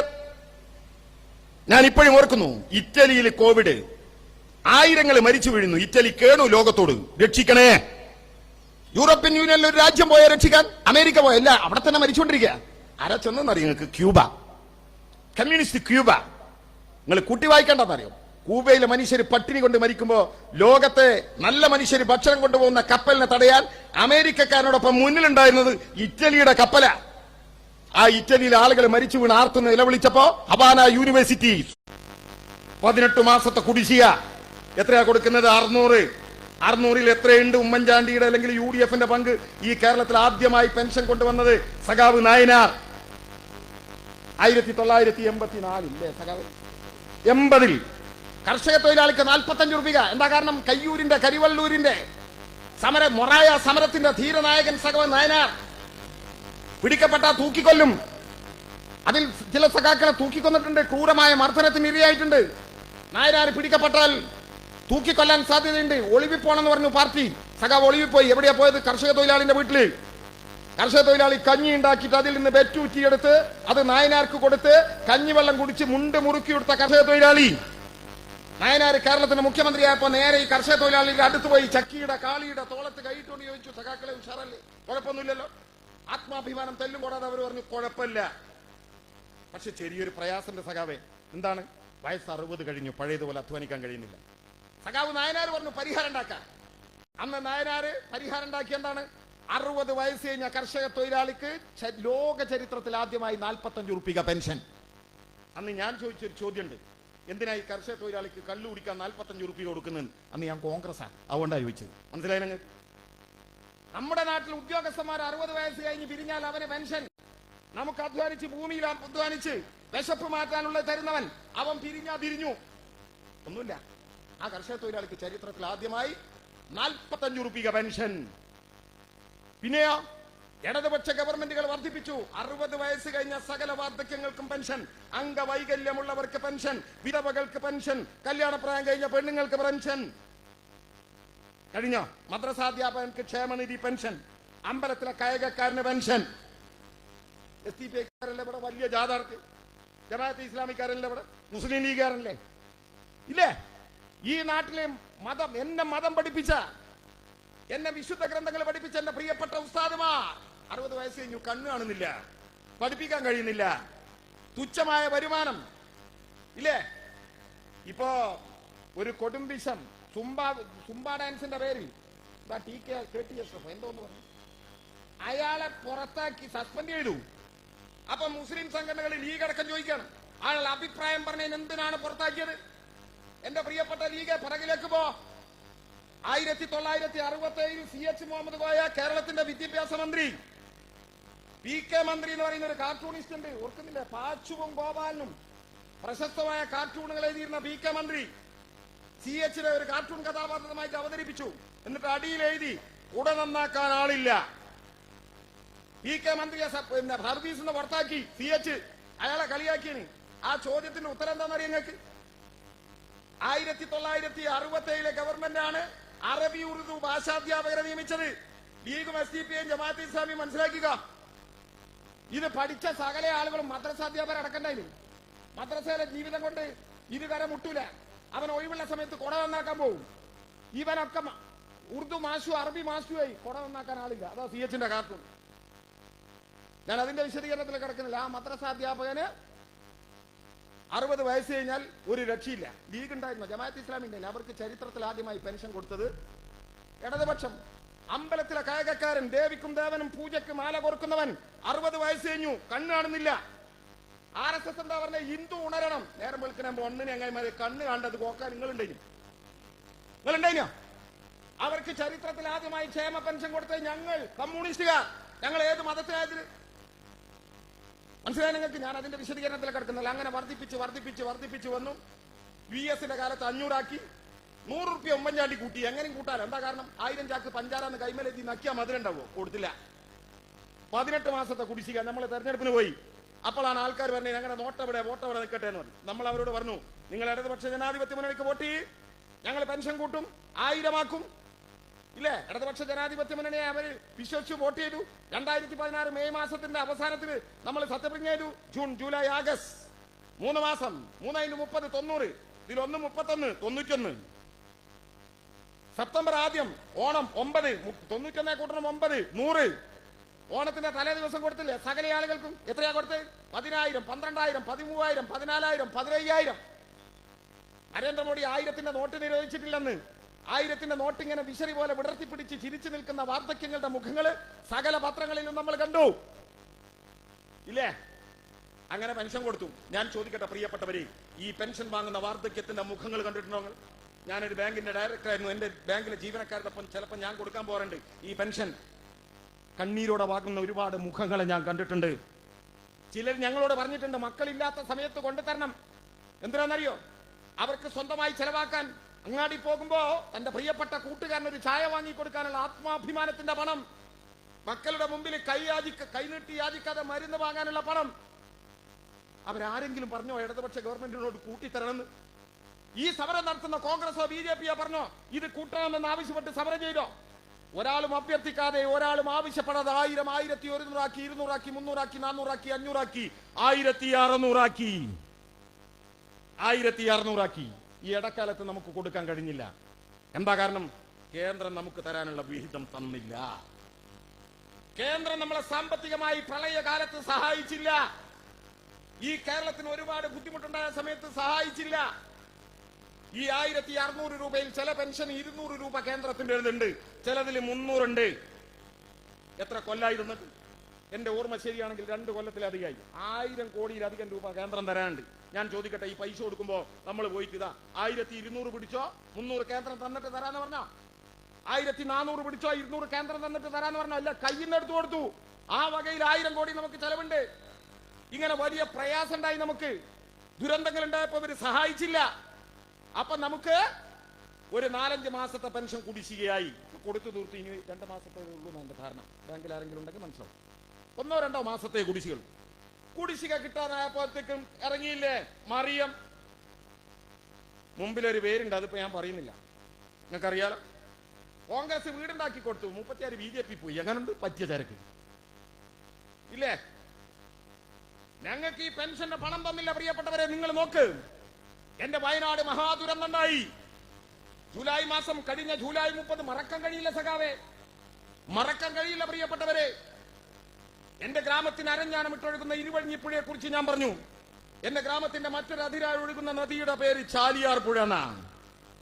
നിലമ്പൂരിന്റെ മുകളിൽ നിന്നാ ചാലിയാർ തുടങ്ങുന്നത്. ജൂലൈ 30 പെരും മഴയാ. മലയിടിഞ്ഞു കുന്നിടിഞ്ഞ് മേപ്പാടി പഞ്ചായത്തിലെ 3 പ്രദേശങ്ങൾ, പുഞ്ചിരിമറ്റം, അതുപോലെ തന്നെ 3 പ്രദേശങ്ങൾ ഇല്ലാതായി ഇല്ലേ? ചാലിയാർ പുഴയിൽ ജൂലൈ 30 ഞങ്ങൾ കണ്ട കാഴ്ച എന്താണെന്നറിയോ? എത്ര ദൂരെയാ ചാലിയാർ പുഴ? മനുഷ്യ ശരീരങ്ങൾ ഇങ്ങനെ ഒഴുകി വരിക ചാലിയാർ പുഴയിലൂടെ. തീരത്തോട് അടുപ്പിക്കുന്നതിന് വേണ്ടി തോണിയുമായി പോയി ആ മൃതശരീരങ്ങൾ തോണിയിലേക്ക് കയറ്റുമ്പോ കൈകാലുകൾ വിറച്ചുപോയി. എന്താണെന്നറിയോ? പല മൃതശരീരങ്ങൾക്ക് ചിലതിന് കൈയില്ല, ചിലതിന് കാലില്ല, തലയുള്ളതിന് ഉടലില്ല, ഉടലുള്ളതിന് തലയില്ല. നിലമ്പൂരിന്റെ മുകൾ ഭാഗങ്ങളിൽ മണൽത്തിട്ടകളിൽ മണ്ണിൽ പാതി പുറത്തേക്ക് നിൽക്കുന്ന മൃതശരീരങ്ങൾ പരിശോധിക്കുമ്പോ പാതി മൃതശരീരങ്ങൾ ബാക്കിയില്ല. പുഞ്ചിരിമറ്റം, മുണ്ടക്കൈ എല്ലാം ഇല്ലാതായി പോയി. സകല മനുഷ്യരും വന്നു, എല്ലാവരും ഓടിയെത്തി പുഞ്ചിരിമറ്റത്തേക്കും മുണ്ടക്കൈയിലേക്കും ചൂരൽമലയിലേക്കും. ഇന്ത്യയുടെ പ്രധാനമന്ത്രി വന്നു, നരേന്ദ്രമോദി പ്രത്യേക വിമാനത്തിൽ കണ്ണൂരിൽ വന്നിറങ്ങി. അവിടെ നിന്ന് ഹെലികോപ്റ്ററിൽ വന്നു മേപ്പാടിയിൽ. ആരാ പൈസ കൊടുക്കണ്ടേ? നമ്മൾ കൊടുക്കണം. ഹെലികോപ്റ്ററിന്റെ പൈസ എന്താ കാരണം? ഈ മധ്യ കേരളത്തിൽ നിങ്ങൾ കണ്ടില്ലേ പ്രിയപ്പെട്ടവരെ, പ്രളയകാലത്ത് കെട്ടിടത്തിന്റെ മുകളിൽ ഒറ്റപ്പെട്ടു പോയ വീട്ടമ്മമാരെ, ഗർഭിണികളെ ഇന്ത്യയുടെ പ്രിയപ്പെട്ട ധീരരായ പട്ടാളക്കാര് ഹെലികോപ്റ്ററിൽ വന്നിറങ്ങി കയറിന്റെ ഗോവണിയിട്ട് രക്ഷപ്പെടുത്തി കൊണ്ടുപോകുന്ന മനോഹരമായ കാഴ്ച ഞാനും നിങ്ങൾ കണ്ടു. ഒരാഴ്ച കഴിഞ്ഞപ്പോ നരേന്ദ്രമോദി റെസീറ്റ് ബുക്ക് വരും. എന്തിനാണ്? ഹെലികോപ്റ്ററിന്റെ പൈസ വേണം. നമ്മുടെ നികുതി പണത്തിൽ നിന്ന് പൈസ വേണം. പൈസ നിങ്ങൾ തന്നിട്ടില്ലെങ്കിൽ നിങ്ങളുടെ റേഷൻ അരി വെട്ടും. അങ്ങനെയാ പറഞ്ഞു. നമ്മുടെ റേഷൻ അരി തരില്ല എന്ന് പറഞ്ഞു നരേന്ദ്രമോദി. അതുകൊണ്ടാണ് പറഞ്ഞു മേപ്പാടി ആശുപത്രിയിൽ വന്നു. മേപ്പാടി വന്നു നരേന്ദ്രമോദി, മുണ്ടക്കൈ പോയി, ചൂരൽമല പോയി, എന്നിട്ട് മേപ്പാടി ആശുപത്രിയിലേക്ക് വന്നു. മേപ്പാടി ആശുപത്രിയിൽ നരേന്ദ്രമോദി ഇങ്ങനെ നടക്കുമ്പോ ഒരു ഉമ്മയുടെ മടിയിൽ കിടക്കുന്ന 3 വയസ്സുള്ള കുട്ടി സ്നേഹമോൾ ഇന്ത്യയുടെ പ്രധാനമന്ത്രിയുടെ താടിയിൽ ഇങ്ങനെ തടവി ആ കണ്ണട എടുത്ത് കളിച്ചു. കാരണം 3 കുട്ടിയുടെ ശൈശവത്തിന് അറിയില്ല തന്റെ മുമ്പിൽ നിൽക്കുന്നത് ഇന്ത്യയുടെ പ്രധാനമന്ത്രിയാണെന്ന്. ആ ചിത്രങ്ങൾ പിറ്റേ ദിവസം RSSഉം BJPയും ലോകമാകെ പ്രചരിപ്പിച്ചു. കാരുണ്യത്തിന്റെ പ്രധാനമന്ത്രി. സാന്ദർഭികമായി പറയാണ് പ്രിയപ്പെട്ടവരെ, നിങ്ങൾക്കറിയോ ആ പെൺകുട്ടി ആരാണെന്ന്?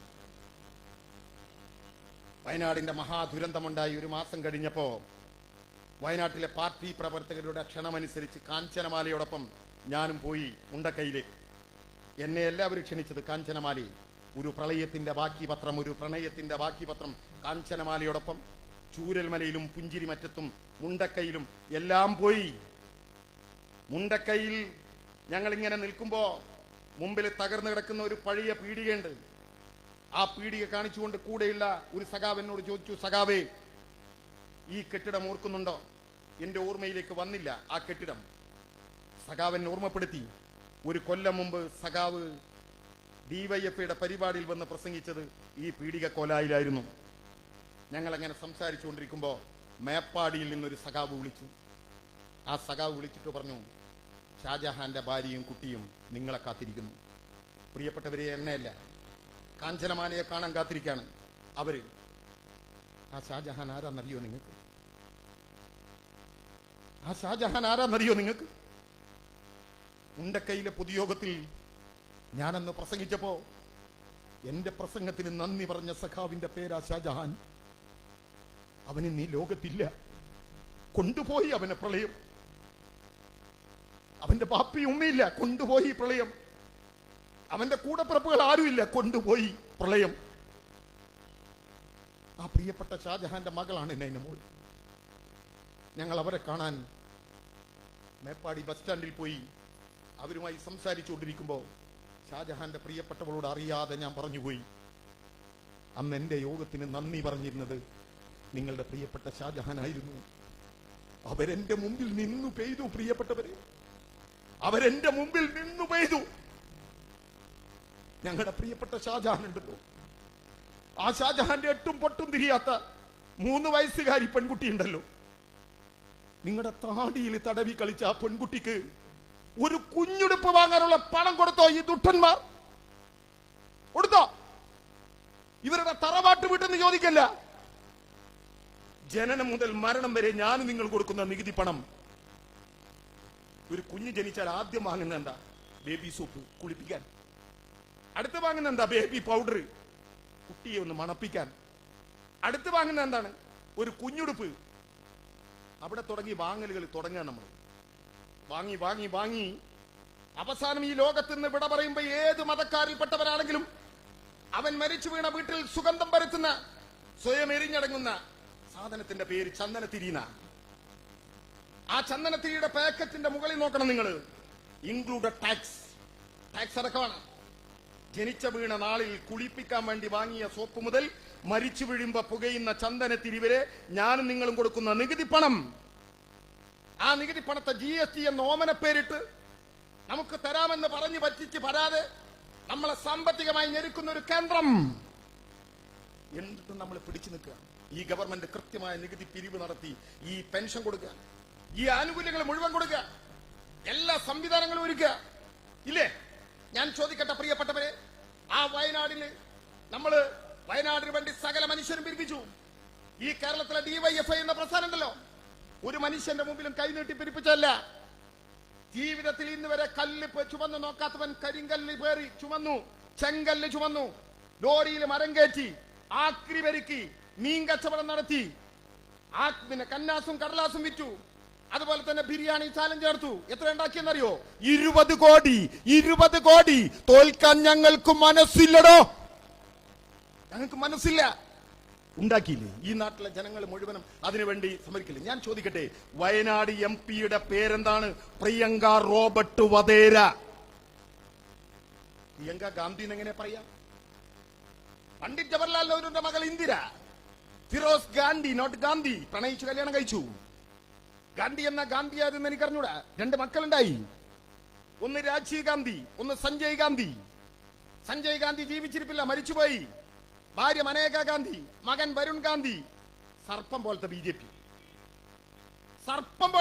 നിങ്ങൾ നെഹ്റു കുടുംബത്തിന്റെ പോലീസൊക്കെ എങ്ങനെ പറയല്ലോ? നേർപ്പാതി BJP. അടുത്തത് രാജീവ് ഗാന്ധി, ജീവിച്ചിരിപ്പില്ല, മരിച്ചുപോയി. ഭാര്യ സോണിയ ഗാന്ധി, 2 മക്കള്, ഒന്ന് രാഹുൽ ഗാന്ധി, ഒന്ന് പ്രിയങ്ക ഗാന്ധി. അച്ഛന്റെ വാല, അച്ഛന്റെ പേരിന്റെ ഗാന്ധിയ. ആ പ്രിയങ്ക കല്യാണം കഴിച്ചതാരാ? റോബർട്ട് വധേര. അപ്പൊ പ്രിയങ്ക റോബർട്ട്, ആ പ്രിയങ്ക റോബർട്ട് ഈ വയനാട്ടിലെ മനുഷ്യർക്ക് ഒറ്റ പൈസ കൊടുത്തോ? നിങ്ങൾ പറ. വീട്ടിൽ നിന്ന് എടുത്ത് കൊടുക്കാനല്ല പറഞ്ഞത്, MP ഫണ്ടിൽ നിന്ന് കൊടുത്തു. ജോൺ ബ്രിട്ടാസ് 25 ലക്ഷം കൊടുത്തു. ഇടതുപക്ഷത്തിന്റെ സകല MLA മാരും കൊടുത്തു. കോൺഗ്രസിന്റെ ഷാഫി കൊടുത്തിട്ടുണ്ട്, വേറെ ആൾ കൊടുത്തിട്ടുണ്ട്. കൊടുത്തെന്ന് പറയണം. BJP-യുടെ PT ഉഷ 5 ലക്ഷം കൊടുത്തെന്ന് പറയണം. എന്തേ പ്രിയങ്ക റോബർട്ട് വധേര കൊടുക്കാത്ത ഈ പത്തനംതിട്ടയിലെ കോൺഗ്രസ് പറ. നിങ്ങൾ ഇങ്ങനെ പിന്നെ വീണ ജോർജിന്റെ പിറകെ നടന്നാ പോരാ. വീണ ജോർജ് നാട്ടിലുണ്ടാക്കിയ നേട്ടങ്ങൾ ഞങ്ങൾ എണ്ണി പറയുക. അവരെ കുരിശിലേറ്റം നടക്കുന്നവരോട് ഞങ്ങൾ ചോദിക്കാം, എന്തേ ഒരുപാട് മനുഷ്യർ മരിച്ചുപോയ ആ വയനാടിന്റെ മണ്ണിൽ ഒറ്റ നയാ പൈസ കൊടുത്തോ? പ്രിയങ്ക റോബർട്ട് വധേര ആരാ? കഴിഞ്ഞ പാർലമെന്റ് തെരഞ്ഞെടുപ്പിൽ ഇലക്ട്രൽ ബോണ്ടിലൂടെ 170 കോടി രൂപ കൊടുത്തു. ആർക്ക്? BJP-ക്ക്.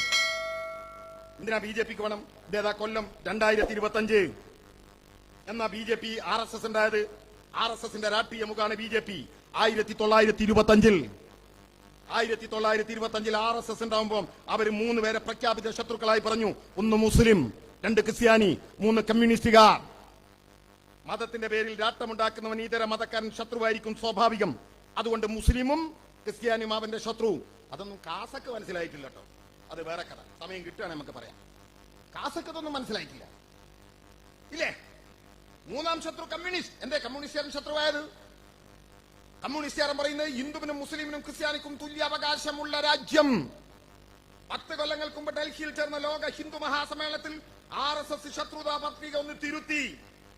M എന്ന ഇംഗ്ലീഷ് അക്ഷരത്തിൽ തുടങ്ങുന്ന 5 പേരാണ് ഞങ്ങളുടെ ശത്രുക്കൾ. 1-ാം ശത്രു M മാർക്സിസ്റ്റുകൾ, 2-ാം ശത്രു M മുസ്ലിം, 3-ാം ശത്രു M മെഷീനറീസ്, ക്രിസ്ത്യൻ മെഷീനറീസ്, 4-ാം ശത്രു മെത്തോളജിസ്റ്റുകൾ, ഭൗതികവാദികൾ എന്ന് പോയി. എന്തേ 1-ാം ശത്രു മുസ്ലിം എന്നുള്ളത് മാറി മാർക്സിസ്റ്റുകൾ എന്നായത്? ഇന്ത്യയിലെ മതന്യൂനപക്ഷങ്ങൾ ആക്രമിക്കപ്പെടുമ്പോൾ നെഞ്ചു വിരിച്ച് കാവൽ നിൽക്കുന്ന ഞങ്ങളാണ്, മാർക്സിസ്റ്റുകളാണ്. അതവർക്ക് ബോധ്യായി. അതുകൊണ്ട് 1-ാം ശത്രു എന്ന് എന്റെ വിഷയമല്ല. 1925 രൂപീകരിച്ച RSS പറഞ്ഞു 100 കൊല്ലം കൊണ്ട് ഞങ്ങൾ ഇന്ത്യയെ ഒരു ഹിന്ദു രാജ്യമാക്കും. ആ 100-ാമത്തെ കൊല്ലാണ് 2025. 2025 അവർക്ക് ഇന്ത്യയുടെ ഭരണം കിട്ടണം. അഥവാ തോറ്റുപോയാൽ കോൺഗ്രസുകാർ റെഡിയാണ്, വിലയിട്ട് നിൽക്കുകയാണ്. ഇന്നിപ്പോ IPL-ന്റെ ലേലം നടക്കുകയാണ് എന്നതുപോലെ ലേലത്തിന് റെഡിയാണ്. അവർക്ക് കൊടുക്കാൻ പണം വേണം. മാധ്യമങ്ങളെ വിലക്കെടുക്കണം. കേരളത്തിലെ മാധ്യമങ്ങളല്ല കേട്ടോ, അത് കുപ്പിയും കോയിക്കാലും കൊടുത്താൽ മതി, അവർ എഴുതിക്കോളും. വലിയ മാധ്യമങ്ങളെ വിലക്കെടുക്കണമെങ്കിൽ കോടികൾ വേണം. അതിന് പറഞ്ഞു, നിങ്ങളുടെ കള്ളപ്പണം സംഭാവന ചെയ്തോ, കണക്ക് ചോദിക്കൂല. അതിന്റെ പേരാണ് ഇലക്ട്രൽ ബോണ്ട്. ആ ഇലക്ട്രൽ ബോണ്ടിലൂടെ പണം വാങ്ങുന്നതല്ല എന്ന് പറഞ്ഞ ഈ ഇടതുപക്ഷ പാർട്ടികളാണ് ഇല്ലേ. 170 കോടി രൂപ എന്തിനു കൊടുത്തു? പറ കോൺഗ്രസ് ഈ രാജ്യത്ത് പറ. ഈ നാട്ടിലെ ന്യൂനപക്ഷങ്ങളെ ഞങ്ങൾ സംരക്ഷിക്കും. കമ്മ്യൂണിസ്റ്റുകാരെന്ന് പറഞ്ഞാൽ SDPI-ന്റെയും ജമാഅത്ത് ഇസ്ലാമിന്റെ ഒക്കെ ഭാഷ എന്താണ്? അവൻ സംഘിയാണ് കമ്മ്യൂണിസ്റ്റുകാരനെ. 217 പേരാ രക്തസാക്ഷികൾ. ഞാൻ അതൊക്കെ പറയാൻ നിന്നാ സമയം പോകാണ്ട് ചുരുക്കുക, അതിലേക്ക് ഞാൻ കിടക്കുന്നില്ല. ഇവനോട് ജന്മം ഈ 217 പേരിൽ 95% ജന്മം കൊണ്ട് ഹിന്ദു, കർമ്മം കൊണ്ട് കമ്മ്യൂണിസ്റ്റുകാരൻ. ജമാഅത്തുകാരാ തന്നെ പോലെ മതരാഷ്ട്രവാദമാണെങ്കിൽ ഞാൻ ജനിച്ച മതം ഭരിക്കട്ടെ എന്ന് വിചാരിച്ച് ഇവന് നിൽക്ക വീട്ടില്. മാർക്സിസ്റ്റുകാരൻ, കമ്മ്യൂണിസ്റ്റുകാരൻ, ഇടതുപക്ഷക്കാരൻ അങ്ങനെ അല്ല നിന്നത്. അത് ഈ നാട്ടിലെ ന്യൂനപക്ഷങ്ങൾ തിരിച്ചറിയാൻ വൈകിയാൽ പിന്നെ ഉണരാൻ നേരം കിട്ടൂല. അത്ര ഇപ്പൊ തൽക്കാലം ഞാൻ പറയുന്നു ഇല്ലേ. ഈ പ്രിയങ്ക ഗാന്ധി ഒറ്റ നയാ പൈസ കൊടുത്തു. എന്താ ലീഗൊക്കെ കഴിഞ്ഞ തെരഞ്ഞെടുപ്പിൽ പറഞ്ഞത്? പ്രിയങ്ക ഗാന്ധിക്ക് വോട്ട് ചെയ്യണമെങ്കിൽ രാജ്യത്തിലെ മതന്യൂനപക്ഷങ്ങളെ സംരക്ഷിക്കാൻ കോൺഗ്രസിനെ കഴിയൂ. മതന്യൂനപക്ഷങ്ങളുടെ സംരക്ഷിക്കുകയാണ് പ്രിയങ്ക. KM ഷാജിന്റെ പ്രസംഗം കേട്ടു. ഇത് ലാസ്റ്റ് ബസ്സാണ്. 47 സ്വാതന്ത്ര്യ സമരത്തിൽ നമുക്ക് പങ്കെടുക്കാൻ കഴിഞ്ഞിട്ടില്ല. ഇത് സ്വാതന്ത്ര്യ സമരമാണ്. ഈ ബസ്സിൽ കാരണം ഇനി ബസ് വരാനില്ല. ഈ ബസ്സിന്റെ ഡ്രൈവറാണ് പ്രിയങ്ക. നല്ല ഡ്രൈവറാ. എങ്ങട്ടാ ഓട്ടിച്ച് പോയെന്നറിയോ? എങ്ങട്ടാ ഓട്ടിച്ച് പോയത്? ബാബരി മസ്ജിദ് തകർക്കപ്പെട്ടു. ആ തകർക്കപ്പെട്ടടുത്ത് രാമക്ഷേത്രം. ആ രാമക്ഷേത്രത്തിന് ഇന്ത്യയുടെ പ്രധാനമന്ത്രി തറക്കല്ലിടുന്നു. തറക്കല്ലിടുന്ന ദിവസം വിതുമ്പിക്കരഞ്ഞ പെൺകുട്ടിയുടെ പേര് പ്രിയങ്ക. എന്തിനാ കരഞ്ഞത്? ബാബരി മസ്ജിദ് തകർത്ത ദുഃഖത്തിലാണോ? അല്ല. തകർന്നതിന്റെ കാരണം പ്രിയങ്ക പറഞ്ഞു. എന്താ കാരണം? എന്റെ അച്ഛന്റെ സ്വപ്നമായിരുന്നു രാമക്ഷേത്രം. ആണോ? എന്നെ കേൾക്കുന്ന പത്തനംതിട്ടയിലെ കോൺഗ്രസുകാരൻ നാളെ മൈക്ക് കെട്ടി അങ്ങാടിയിൽ മറുപടി പറ. ഈ സ്ക്വയറിൽ ആണോ? ഞാൻ പറയല്ല, പ്രിയങ്ക പറയാണ്. എന്റെ അച്ഛന്റെ സ്വപ്നമാണ് രാമക്ഷേത്രം, രാജീവിന്റെ സ്വപ്നമാണ് രാമക്ഷേത്രം. ആണോ? അതുകൊണ്ട് രാമക്ഷേത്രം ഉണ്ടാക്കിയപ്പോ അതിന്റെ തറക്കല്ലിടലിന് എന്നെ ക്ഷണിച്ചില്ല. അതുകൊണ്ട് സങ്കടം കൊണ്ട് കരഞ്ഞു. പക്ഷെ പരിഹാരക്രിയ ചെയ്തു. എന്താ പരിഹാരക്രിയ? വെള്ളി ഇഷ്ടികകൾ സംഭാവന ചെയ്തു. ഇത് കണ്ടിട്ടാണ് അടുത്ത അനുയായി കമൽനാഥ് 11 വെള്ളി ഇഷ്ടിക. 1,10,000. 1,10,000 ഇല്ലേ? നിങ്ങൾ നോക്ക്. ആ രാമക്ഷേത്രത്തിന്റെ തറക്കല്ലിട്ടത് ഇന്ത്യയുടെ പ്രധാനമന്ത്രി. അതിന്റെ ഉദ്ഘാടനം നിർവഹിച്ച ഇന്ത്യയുടെ പ്രധാനമന്ത്രി. ഏത് പ്രധാനമന്ത്രി? ഇന്ത്യൻ ഭരണഘടന തൊട്ട് സത്യപ്രതിജ്ഞ ചെയ്ത പ്രധാനമന്ത്രി. ഇന്ത്യൻ ഭരണഘടന എന്താ പറയുന്നത്? എല്ലാ മതങ്ങൾക്കും തുല്യാവകാശം. എവിടെന്നാ സത്യപ്രതിജ്ഞ ചെയ്ത്? ഇന്ത്യൻ പാർലമെന്റിനകത്ത് വെച്ച്. ഇന്ത്യൻ പാർലമെന്റ് എന്ന് പറഞ്ഞാൽ എന്താണ്? ജനാധിപത്യത്തിന്റെ ശ്രീകോവിൽ. അതൊന്ന് പുതുക്കി പണിതു. പുതുക്കി പണിതാൽ അതിന്റെ ഉദ്ഘാടനം ആര് നിർവഹിക്കണം? ഇന്ത്യയുടെ പ്രഥമ പുരുഷൻ എന്ന് പറഞ്ഞ പ്രസിഡന്റ്. ഇപ്പൊ ആരാ പ്രസിഡന്റ്? ദ്രൗപദി മുർമു. അവരെ വിളിച്ചില്ല. എന്താ കാരണം? ഞാൻ നേരത്തെ പറഞ്ഞ തത്വസംഹിത. ബ്രാഹ്മണൻ, ക്ഷത്രിയൻ, വൈശ്യൻ, ശൂദ്രൻ. ബ്രാഹ്മണൻ ദൈവപുത്രൻ, ശൂദ്രൻ അവൻ അടിമപ്പണി ചെയ്യാൻ വിധിക്കപ്പെട്ടവൻ. അവനെക്കാളും താന്നവര് ആരാണത്? പറയര്, പുലയര്. ഇന്ന് കേരളത്തിലൊന്ന് പറഞ്ഞു നോക്കി നിങ്ങൾ, പറയര് പുലയര് പറഞ്ഞ നാവ് വായിലിടുന്നതിന് മുമ്പ് വായിലെ പല്ല് നിരത്തുണ്ടാവും. അതാ കേരളം, ഇല്ലേ? ആരാ പറയര്, പുലയര്? പട്ടികജാതിക്കാര്, പട്ടികവർഗക്കാര്. ആരാ? ദ്രൗപദി മുർമു, പട്ടികവർഗക്കാരി. അവരെ വിളിച്ചില്ല ഉദ്ഘാടനത്തിന്. എന്താ കാരണം? 3 കാരണം. 1, അവര് പട്ടികവർഗക്കാരിയാണ്. 2, അവര് സ്ത്രീയാണ്. 3, അവര് വിധവയാണ്. 3 ലക്ഷണക്കേടാണ്. പാർലമെന്റിന്റെ ഉദ്ഘാടനത്തിന് നമ്മൾ കാണുന്ന ആരെയാണ്? നഗ്ന സന്യാസിമാർ. നമ്മുടെ നാട്ടിലൊക്കെ ക്ഷേത്രത്തിന്റെ ഉദ്ഘാടനത്തിന് ആരാണ്ടാല്? സന്യാസിമാര്. എന്നാൽ രാമക്ഷേത്രത്തിന്റെ ഉദ്ഘാടനത്തിന് ആരാണ്? ഇന്ത്യന്റെ പ്രധാനമന്ത്രി. തല കുത്തനെ കുലതത്തനെ. മനസ്സിലായ നിങ്ങൾക്ക്? രാമക്ഷേത്രത്തിന്റെ ഉദ്ഘാടനത്തിന് BJP കത്ത് അടിച്ച് എല്ലാവരെയും ക്ഷണിച്ചു. നേരെ CPM-ന്റെ ഓഫീസിൽ വന്നു. കത്ത് ആയിട്ട് വന്നപ്പോ സീതാറാം യെച്ചൂരി, എന്താ കത്ത്? രാമക്ഷേത്രത്തിന്റെ ഉദ്ഘാടനത്തിനുള്ള ക്ഷണക്കത്താണ്. ഓവല്ലേ, മറുപടി ഇപ്പൊ തരാ. അപ്പൊ തന്നെ കൊടുത്തു. അതിന് പിന്നെ പോളിറ്റി ബ്യൂറോ കൂടണ്ട, ബ്രാഞ്ച് കൂടണ്ട. എന്താ മറുപടി? നോ, വരുകില്ല. അന്തേ ക്ഷേത്രത്തിന്റെ ഉദ്ഘാടനത്തിന് നമ്മൾ പോലും. നമ്മൾ എത്ര ക്ഷേത്രോത്സവം നടത്തുന്നു, നമ്മൾ എത്ര ക്ഷേത്രങ്ങളുടെ പരിപാടി പങ്കെടുക്കുന്നു. നമ്മൾ നേർച്ചയിൽ പോകുന്നു, പള്ളി ഉദ്ഘാടനത്തിന് പോകുന്നു. ക്രിസ്ത്യൻ പള്ളിയിലെ എന്റെ നാട്ടിൽ കൂടരഞ്ഞി പള്ളി പെരുന്നാൾ, തിരുവമ്പാടി പള്ളി പെരുന്നാൾ, എന്റെ ഓർമ്മ വെച്ച നാൾ മുതൽ അത് പോകാത്ത 1-2 ഉണ്ടാവും. നമ്മൾ പോകുന്നു, എല്ലാവരും പോകുന്നു, ക്ഷേത്ര ഉദ്ഘാടനത്തിന് പോകുന്നു. നമ്മളിപ്പോ ക്ഷേത്രത്തിന്റെ പരിപാടിക്ക് നമ്മൾ വിപ്ലവഗാനം പാടിക്കളഞ്ഞിട്ടുള്ള കംപ്ലൈന്റ് ഈ അടുത്ത കാലത്ത്. നമ്മൾ ഇതിലൊക്കെ പോകുന്നു. പക്ഷേ രാമക്ഷേത്രം എന്താ പ്രശ്നം? ഒരു മതസ്ഥരുടെ ആരാധനാലയം തകർത്ത് ഇതര മതസ്ഥരുടെ ആരാധനാലയം ഉണ്ടാക്കിയാണ്. അതുകൊണ്ട് അത് മതേതരത്തിന്റെ തകർച്ചയാണ്. ഞങ്ങൾ വരുകയില്ല. ഉത്തരം കൊടുത്തു. കത്ത് കൊണ്ടുവന്നവൻ നേരെ BJP ഓഫീസിലേക്കല്ല പോകുന്ന വഴിയിൽ വേറെ ഓഫീസിൽ കത്ത് കൊടുക്കാണ്ട്. ഏതാണ് ഓഫീസ്? AICCന്റെ ഓഫീസ്. അവിടെ രാമക്ഷേത്രത്തിന് ക്ഷണിച്ച് കത്ത് കൊടുത്തു. AICCന്റെ പ്രത്യേക യോഗം ചേർന്നു. യോഗം ചേർന്നപ്പോ ചിലര് പറഞ്ഞു പോകണം, ചിലര് പറഞ്ഞു പോകണ്ട, ചിലര് പറഞ്ഞു പോണ്ടണം. നിങ്ങൾക്ക് മനസ്സിലായോ? പോണ്ടണം എന്ന് പറഞ്ഞാൽ എന്താ? പോവണ്ട എന്ന് മൃദുവായി തീരുമാനിച്ചു. ഉദ്ഘാടന ദിവസം ഹിമാചൽ പ്രദേശിന്റെ കോൺഗ്രസ് മുഖ്യമന്ത്രി പോയി, മന്ത്രിമാര് പോയി. കേരളം ഒഴിച്ചുള്ള സകല സ്ഥലങ്ങളിലെയും മുൻ മന്ത്രിമാര്, മുഖ്യമന്ത്രിമാര്, AICC മെമ്പർമാര്, പ്രദേശ് കോൺഗ്രസ് കമ്മിറ്റി അധ്യക്ഷന്മാര് അവരൊക്കെ പോയി, ഉദ്ഘാടനത്തിന് പോയി. അതൊക്കെ പോട്ടെ, എന്റെ പ്രിയപ്പെട്ട കോൺഗ്രസ്, ഇന്ത്യയിലെ BJP ഭരിക്കുന്ന സകല സംസ്ഥാനങ്ങൾക്കും അന്ന് അവധി കൊടുത്തു. അത് നമുക്ക് മനസ്സിലാക്കാം. എന്നാൽ ഹിമാചൽ പ്രദേശ് ഭരിക്കുന്ന കോൺഗ്രസ് ആണ്. കോൺഗ്രസ് എന്തിന് അന്ന് അവധി കൊടുത്തു? പറ. നാളെ ഈ സ്ക്വയറിൽ മൈക്ക് കെട്ടി പറയാം. നിങ്ങൾ ഇങ്ങനെ മതന്യൂനപക്ഷങ്ങളെ സംരക്ഷിക്കാൻ നടക്കാണ്. SDPI നിങ്ങളെ പിന്നാലെ നടക്കുകയാണ്. പത്തനംതിട്ട അങ്ങാടിയിൽ അല്ലേ ഇവിടെ SDPIന്റെ പ്രകടനമാണ്. പാലക്കാട് ഞങ്ങൾ തോറ്റപ്പോ ഞങ്ങളെ പാർട്ടി ഓഫീസിന്റെ മുമ്പിൽ SDPIക്കാരൻ ഓം മതം സംരക്ഷിക്കാൻ, മുസ്ലിങ്ങളെ സംരക്ഷിക്കാൻ വരികയാണ്. ഓന്റെ പിന്തുണ ആർക്കാ? കോൺഗ്രസിന്. ജമാഅത്തെ ഇസ്ലാമിന്റെ പിന്തുണ ആർക്കാ? കോൺഗ്രസിന്. ഇല്ലേ? ഇതൊക്കെ പറഞ്ഞപ്പോ K മുരളീധരൻ, KPCCന്റെ മുൻ പ്രസിഡന്റ്, മൂപ്പരൊരു ചോദ്യം. എന്താ ചോദ്യം? കമ്മ്യൂണിസ്റ്റുകാർക്ക് മതമുണ്ടോ? കമ്മ്യൂണിസ്റ്റുകാർക്ക് മതമുണ്ടോ? അത് ഇവര് മാത്രം പറയുന്നതല്ല, പലരും പറയും. എന്താ പറയാ? കാറൽ മാക്സ് പറഞ്ഞിട്ടുണ്ട്, മതം മനുഷ്യനെ മയക്കുന്ന കറുപ്പാണ്. എവിടെ പറഞ്ഞു? നിങ്ങളൊന്ന് കാണിച്ചിരി, എനിക്കൊന്ന് കാണണം. എന്താ മാക്സ് പറഞ്ഞത്? ഈ ലോകത്തിന്റെ ആത്മീയ ഗ്രന്ഥം തന്നെ മതമാകുന്നു. ഹൃദയമില്ലാത്ത ലോകത്തിന്റെ കാരുണ്യമാണ് മതം. മർദ്ദിതന്റെ നിശ്വാസമാണ് മതം. ആ മതം കറുപ്പുമാണ്. ഇറ്റ് ഈസ് എൻ ഓപ്പിയം പറഞ്ഞിട്ടുണ്ട്. മനുഷ്യനെ മയക്കുന്നതാണ്. എവിടെയാ പറഞ്ഞിട്ടുള്ളത്? എവിടെയാ പറഞ്ഞിട്ടുള്ളത്? ഇപ്പൊ നിങ്ങൾ നോക്ക്, നമ്മുടെ നാട്ടില് സ്ത്രീകൾ ഇവിടെ ഇപ്പൊ കുറവാ. സ്ത്രീകളെ പ്രസവിക്കുമ്പോൾ ഒരുപാട് രക്തം പോവും, ശരീരത്തിന് ക്ഷീണം ഉണ്ടാവും, പ്രസവവേദി വന്നപ്പോൾ. അപ്പൊ നിങ്ങളുടെ ഭർത്താക്കന്മാര് നിങ്ങൾക്ക് ഒരു ടോണിക്ക് കൊണ്ടു തന്നില്ല. ഇപ്പൊ പ്രസവിച്ച ആരെങ്കിലും ഉണ്ടെങ്കിൽ വീട്ടിൽ ടോണിക് ഉണ്ടെങ്കിൽ ആ ടോണിക് എടുത്ത് നോക്കുക. അതിന്റെ പുറത്ത് അതിന്റെ കണ്ടന്റ് ഉണ്ടാവും. എന്ന് പറഞ്ഞാൽ ചേരുവ. അത് വായിച്ചാൽ നിങ്ങൾക്ക് മനസ്സിലാവും. അതിലൊരു 18% ആൽക്കഹോൾ ഉണ്ടാവും, ബ്രാൻഡി ഉണ്ടാവും. എന്തിനാണ്? രക്തം ഉണ്ടാവാൻ വേണ്ടിയിട്ടുള്ളതാണ് ആ സാധനം. ഒരുത്തനവന്റെ ഭാര്യ പ്രസവിച്ചപ്പോൾ ഓളൊന്ന് ഉഷാറാക്കാൻ വേണ്ടി ഒരു കുപ്പി ബ്രാൻഡി വാങ്ങിക്കൊടുത്തു നോക്കി. എങ്ങനെ ഉണ്ടാവും? ഓക്ക് പിരാന്താവും. ആ പിരാന്തിന്റെ പേരാണ് RSS, ആ പിരാന്തിന്റെ പേരാണ് ജമാഅത്തെ ഇസ്ലാമി, ആ പിരാന്തിന്റെ പേരാണ് SDPI, അതിന്റെ പേരാണ് കാസ. മതം വേറെ മതവർഗീയത വേറെ, രണ്ടും രണ്ടാ. മുരളീധരൻ ഇത് മനസ്സായിക്കണ്ടോ? അങ്ങയുടെ പ്രിയപ്പെട്ട പിതാവ് കേരളത്തിന്റെ മുൻ മുഖ്യമന്ത്രി കെ കരുണാകരൻ ഈ ഭൂമി മലയാളത്തിൽ കൊടുങ്കാറ്റടിച്ചാൽ, തീമഴ പെയ്താൽ, ഈ ഭൂമി മലയാളം ആമ്പലം മറിഞ്ഞാൽ എന്ത് സംഭവിച്ചാലും മലയാള മാസം 1-ാം തീയതി എന്ന് പറഞ്ഞൊരു തീയതി ഉണ്ടെങ്കിൽ കെ കരുണാകരൻ മുടങ്ങാതെ പോകുന്ന കേരളത്തിൽ ഒരു ക്ഷേത്ര നഗരമുണ്ട്. ആ ക്ഷേത്ര നഗരത്തിന്റെ പേര് ഗുരുവായൂരിന. ഗുരുവായൂരിനെ കുറിച്ച് യേശുദാസ് പാടിയ മനോഹരമായ ഒരു പാട്ടുണ്ട്. എന്റെ ചെലമ്പിച്ച ശബ്ദത്തിൽ ഞാനിപ്പോ അത് പാടിയാൽ ഒഴിവുള്ള കസേര എടുത്ത് നിങ്ങൾ എന്നെ എറിയുമെന്ന നല്ല ബോധ്യമുള്ളതുകൊണ്ട് ഞാൻ പാടുന്നില്ല, ഒന്ന് പറയാ. എന്താ യേശുദാസ് പറഞ്ഞത്? ഗുരുവായൂരമ്പല നടയിൽ ഒരു ദിവസം ഞാൻ പോകും. യേശുദാസിന് പോകാം, അകത്തേക്ക് കയറാൻ പറ്റില്ല. എന്താ കാരണം? യേശുദാസ് ക്രിസ്ത്യാനിയാണ്, അകത്തേക്ക് കയറ്റില്ല. എന്റെ പ്രിയപ്പെട്ടവരെ, ഒരു കാലത്ത് കേരളത്തിലെ മുഴുവൻ ഹിന്ദുക്കളും തങ്ങളുടെ പ്രിയപ്പെട്ട ദൈവത്തെ കാണാൻ, ഭഗവാൻ ശ്രീകൃഷ്ണനെ കാണാൻ, ഗുരുവായൂരപ്പനെ കാണാൻ ഒരുമിച്ച് പോയി ഗുരുവായൂരിൽ. പക്ഷേ അവരിൽ ചിലരുടെ മുമ്പിൽ ആ വാതിലുകൾ കൊട്ടിയടക്കപ്പെട്ടു. എന്താ കാരണം? ഞാൻ ആവർത്തിക്കുന്നില്ല.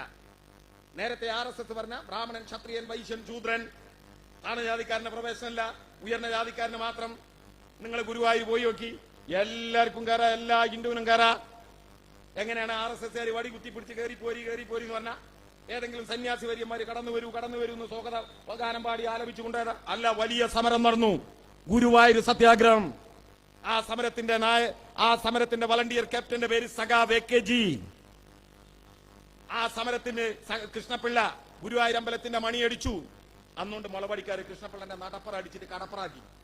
അന്ന് ആ കൃഷ്ണപിള്ള പറഞ്ഞത്, ഉശിരുള്ള നായര് മണിയടിക്കും, ഇലനക്കി നായര് പുറമടിക്കും. ഇല്ലേ? സഖാവ് AKGയുടെ ഭാര്യന്റെ പേരെന്താ? സഖാവ് സുശീല. ശരിയാ, ഉത്തരം ശരിയാ, പക്ഷെ ചെറുതായിട്ടൊന്ന് തിരുത്തണം. സുശീല AKGയുടെ രണ്ടാമത്തെ ഭാര്യ. ഗുരുവായൂർ സത്യാഗ്രഹം നടക്കുമ്പോ AKGയുടെ ഭാര്യ അമ്മാവന്റെ മകളാണ്. AKG നിരാരം കിടക്കാണ്. അമ്മാവൻ വന്നിട്ട് മരുമോനോട് പറയാണ്, മോനെ എണീക്ക്, ഇത് നമ്മൾ ഉയർന്ന ജാതിക്കാർ. എന്താ കാരണം? AKG നമ്പ്യാർ വിഭാഗത്തിൽപ്പെട്ട നമ്മൾ ഉയർന്ന ജാതിക്കാർക്ക് മാത്രം വരാനുള്ള ഈ അമ്പലത്തിൽ കണ്ട ചെറുമനും പുലിയനും ഒക്കെ വരുന്നത് നമുക്ക് അപമാനമാണ്, അതുകൊണ്ട് മരുവർ എണീക്ക്. അന്ന് AKG പറഞ്ഞൊരു മറുപടി ഉണ്ട്. എന്നെ കേൾക്കുന്ന സകല മതവിശ്വാസികളും സ്വർണ്ണ ലിപിയിൽ എഴുതി വീടിന്റെ അമ്മായത്ത് ആണിയടിച്ചു വെക്കണം. എന്താ AKG പറഞ്ഞത്? മനുഷ്യൻ ദൈവത്തിന്റെ സിട്ടിയാണെങ്കിൽ. എങ്ങനെ? മനുഷ്യൻ ദൈവത്തിന്റെ സിട്ടിയാണെങ്കിൽ സിട്ടാവിനെ കാണാൻ സകല സിട്ടികൾക്കും തുല്യ അവകാശമാണ്. അമ്മോശങ്കാക്ക് മനസ്സിലായി ചെക്കൻ ശരിയാവൂല. നേരെ വീട്ടിൽ പോയിട്ട് മോളെ കൈ പിടിച്ച് ഇറക്കി കൊണ്ടുവന്ന് മറ്റൊരാൾക്ക് കെട്ടിച്ചു കൊടുത്തു. സഖാവ് AKGക്ക് സ്വന്തം ഭാര്യ നഷ്ടപ്പെട്ടത് മുരളീധര ഗുരുവായൂർ അമ്പലത്തിൽ ഈ നാട്ടിലെ സാധാരണക്കാരനായ ഹിന്ദുവിനെ പ്രവേശം കിട്ടാനാ. ഞങ്ങൾ ഏത് മതത്തിനായതിന് പറ, ഞങ്ങൾ ഏത് മതത്തിനായതിന്? ഇല്ലേ? ഇപ്പൊ എന്റെ ട്രെയിന് വരുന്നുണ്ട്, ഞാൻ നിലമ്പൂർ വഴിക്കുള്ള ട്രെയിനാണ് പോണത്. സാധാരണ ഉണ്ട്, അല്ല ട്രെയിനിന്റെ സമയം കൊണ്ടല്ല ഞാൻ പറഞ്ഞു. ഞാൻ മലബാറിനാണ് പോകുന്നെങ്കിൽ അത് മംഗലാപുരത്ത് ഇറങ്ങണ്ടേ. മംഗലാപുരത്ത് ഒരു ആചാരം ഉണ്ടായിരുന്നു. എന്താ കാരണം? ഉയർന്ന ജാതിക്കാരൻ ഭക്ഷണം കഴിച്ച് വലിച്ചെറിഞ്ഞ ഉച്ചിഷ്ടത്തിൽ താണ ജാതിക്കാരൻ കടന്നു ഉരുളണം. ഇതിനാ സ്വർഗത്ത് പോവാൻ. മനസ്സിലായി? ഇന്ന പരിപാടി അറിയില്ല. എങ്ങനെയാ? കമ്മ്യൂണിസ്റ്റുകാർ സമരം ചെയ്തു. മധുരയിലാ ഞങ്ങളുടെ പാർട്ടി കോൺഗ്രസ് തന്നെ. മധുരക്കടുത്ത ഉത്തംപുരം ജാതി മതിൽ, താണ ജാതിക്കാരൻ അങ്ങോട്ട് കടക്കാൻ പാടില്ല. ആ മതിൽ നാടുണ്ടോ? ഇല്ല. ആരാ പൊളിച്ചത്? ബൃന്ദ കാരാട്ടിന്റെ നേതൃത്വത്തിൽ നടന്ന ഉജ്ജ്വലമായ സമരം. ആ സമരം കൊണ്ട് പൊളിച്ച് തകർത്തെറിഞ്ഞു. ഞങ്ങൾ ഏത് മതത്തിനായെതിര്? പറ, ഞങ്ങൾ ഏത് മതത്തിനായെതിര്? നിങ്ങൾ പറ. ഇല്ലേ? ഇവിടെ ഇപ്പോ SDPI-കാരനും ജമാഅത്ത് ഇസ്ലാമിക്കാരനും. ആരാ ഈ ജമാഅത്ത് ഇസ്ലാമി? ആരാ ജമാഅത്ത് ഇസ്ലാമി? പറ. കോൺഗ്രസ്സുകാരൻ പറയാണ് ഇപ്പൊ അവനൊരു കുഴപ്പമില്ല. ദൈവേതര വ്യവസ്ഥയിൽ പടച്ച തമ്പുരാന്റെ വ്യവസ്ഥയല്ലാതെ ജനാധിപത്യമില്ല. ദൈവത്തിന്റെ ആധിപത്യം, പടച്ചവന്റെ ആധിപത്യം. ഇല്ലേ? ദൈവാധിപത്യം, ജനാധിപത്യം അംഗീകരിക്കാൻ കഴിയില്ല. പടച്ചന്റെ അല്ലാത്ത ഒരാധിപത്യത്തിലും വോട്ട് ചെയ്യുന്നതും തെരഞ്ഞെടുപ്പിൽ മത്സരിക്കുന്നതും അനിസ്ലാമികമാണ്. അത് ഇന്നലെയാണ്, ഇന്നാണ്, നാളെയാണ്, മറ്റന്നാളാണ്, ഖിയാമ 1-ാം തീയതി വരെയാണ്. ഷെയ്ഖ് മുഹമ്മദ് കാരക്കുന്ന് അമീർ. ഖിയാമെന്ന് പറഞ്ഞ സഖാവിന് മനസ്സിലായോ? ഇല്ല. അവസാന കാലഘട്ടത്തിൽ ഞങ്ങളെ മതവിശ്വാസ പ്രകാരം സൂറന്ന കാലത്തിലൂതും. അല്ലേ? ഭൂമിയും ആകാശവും ഒക്കെ കൂടി ആമ്പലം മറിയും. അതാ ഖിയാം 1-ാം തീയതി, ലോകാവസാനം. ജമാഅത്തുകാരൻ പറഞ്ഞെന്താണ്? ഖിയാം 1-ാം തീയതി വരെ. ഇപ്പൊ ഖിയാമൻ 2-ാം തീയതി ആയോ? ജമാഅത്തുകാര ഖിയാമൻ 2-ാം തീയതി ആയോ? ഈ കേരളത്തിലെ മുസ്ലിങ്ങളിൽ 70% സുന്നി മത ആശയക്കാരാ. 70%. 25% മുജാഹിദ് ആശയക്കാരാ. 5% ചൂടയുള്ളത് ഈ ജമാഅത്ത് ഇസ്ലാമിക്കാരൻ. അപ്പൊ ജമാഅത്ത് നിങ്ങൾ എന്തിനാ ഞങ്ങളെ പിറകെ കൊണ്ട് നഞ്ഞെന്തിന് നാനായി? ഒരു കിണറ്റിൽ നിറയെ വെള്ളം, ഇത്ര കുപ്പിയിലെ മണ്ണെണ്ണ പാർന്ന വെള്ളം മുഴുവൻ വറ്റിക്കണ്ടേ? അതാ ജമാഅത്ത് ഇസ്ലാം ഇല്ലേ? മതവർഗീയവാദികൾ അക്ഷരാർത്ഥത്തിൽ ദൈവത്തിൻ്റെതല്ലാത്ത ഒരു ആധിപത്യത്തെയും അവർ അംഗീകരിക്കില്ല. ഇവരുടെ ചോദ്യം എന്താ അറിയോ? ഞങ്ങൾ ആരെങ്കിലും കൊന്നണോ? നിങ്ങൾ കൊന്നണേ. 1971 ഇന്ത്യയും പാകിസ്ഥാനും തമ്മിൽ വിഭജനം ഉണ്ടായി. അല്ല, 1947 വിഭജനം ഉണ്ടായി. പാകിസ്ഥാൻ എന്ന മതരാജ്യം ഉണ്ടായി. പടിഞ്ഞാറൻ പാകിസ്ഥാനും കിഴക്കൻ പാകിസ്ഥാനും ഉണ്ടായി. മതത്തിന്റെ പേരിൽ രാജ്യം നിൽക്കെങ്കിൽ പാകിസ്ഥാൻ നിൽക്കണ്ടേ? എന്താ നിൽക്കാത്തത്? നരേന്ദ്രമോദി ഹിന്ദി അടിച്ചേൽപ്പിക്കാൻ നിൽക്കവിടെ. പാകിസ്ഥാനിൽ ഇവർ ഉറുദു അടിച്ചേൽപ്പിച്ചു. ഏതാണ് കിഴക്കൻ പാകിസ്ഥാൻ? ഇപ്പൊ ബംഗ്ലാദേശ് ബംഗാളിൽ നിന്ന് പിരിഞ്ഞു പോയതാ. ജനഗണമന അധിനായക ജയ ഹേ ഭാരത ഭാഗ്യവിദാത. ദേശീയ ഗാനം ആരാ ജയിച്ച്? മഹാകവി രവീന്ദ്രനാഥ ടാഗോർ. ടാഗോറിന്റെ മണ്ണ ബംഗാൾ. ഇന്ത്യ കണ്ട പ്രഗത്ഭരായ എഴുത്തുകാർ, സാഹിത്യകാരന്മാർ. ബംഗാളി ഭാഷ ജ്വലിച്ചു നിൽക്കുന്ന ഭാഷ. അവരുടെ മുതല് ഉറുദു അടിച്ചേൽപ്പിക്കാൻ തീരുമാനിച്ചു. വലിയ വിപ്ലവം ഉണ്ടായി. മുജീബ് റഹ്മാന്റെ നേതൃത്വത്തിൽ അടിച്ചമർത്താൻ പടിഞ്ഞാറൻ പാകിസ്ഥാനിൽ നിന്ന് പട്ടാളം വന്നിറങ്ങി. ആയിരങ്ങളെ വെടിവെച്ചു കൊന്നു. ആയിരക്കണക്കിന് മുസ്ലിം സ്ത്രീകളെ ബലാത്സംഗം ചെയ്തു. ആരാ വെടിവെച്ചു കൊല്ലുന്നത്? മുസ്ലിങ്ങൾ. ആരെ വെടിവെച്ചു കൊന്നത്? മുസ്ലിങ്ങളെ. ആരാ ബലാത്സംഗം ചെയ്യുന്നത്? മുസ്ലിം. ആരെയാ ബലാത്സംഗം ചെയ്യുന്നത്? മുസ്ലിം സ്ത്രീകളെ. എങ്ങനെയാ അവർക്ക് തിരിച്ചറിയാൻ കഴിഞ്ഞത് ഇവർ അവാമി ലീഗാണ്? പത്തനംതിട്ട അങ്ങാടിയിൽ ഇറങ്ങിയാൽ എനിക്ക് മനസ്സിലാവുമോ കോൺഗ്രസ് ഏതാ, ലീഗ് ഏതാ, കമ്മ്യൂണിസ്റ്റ് ഏതാ?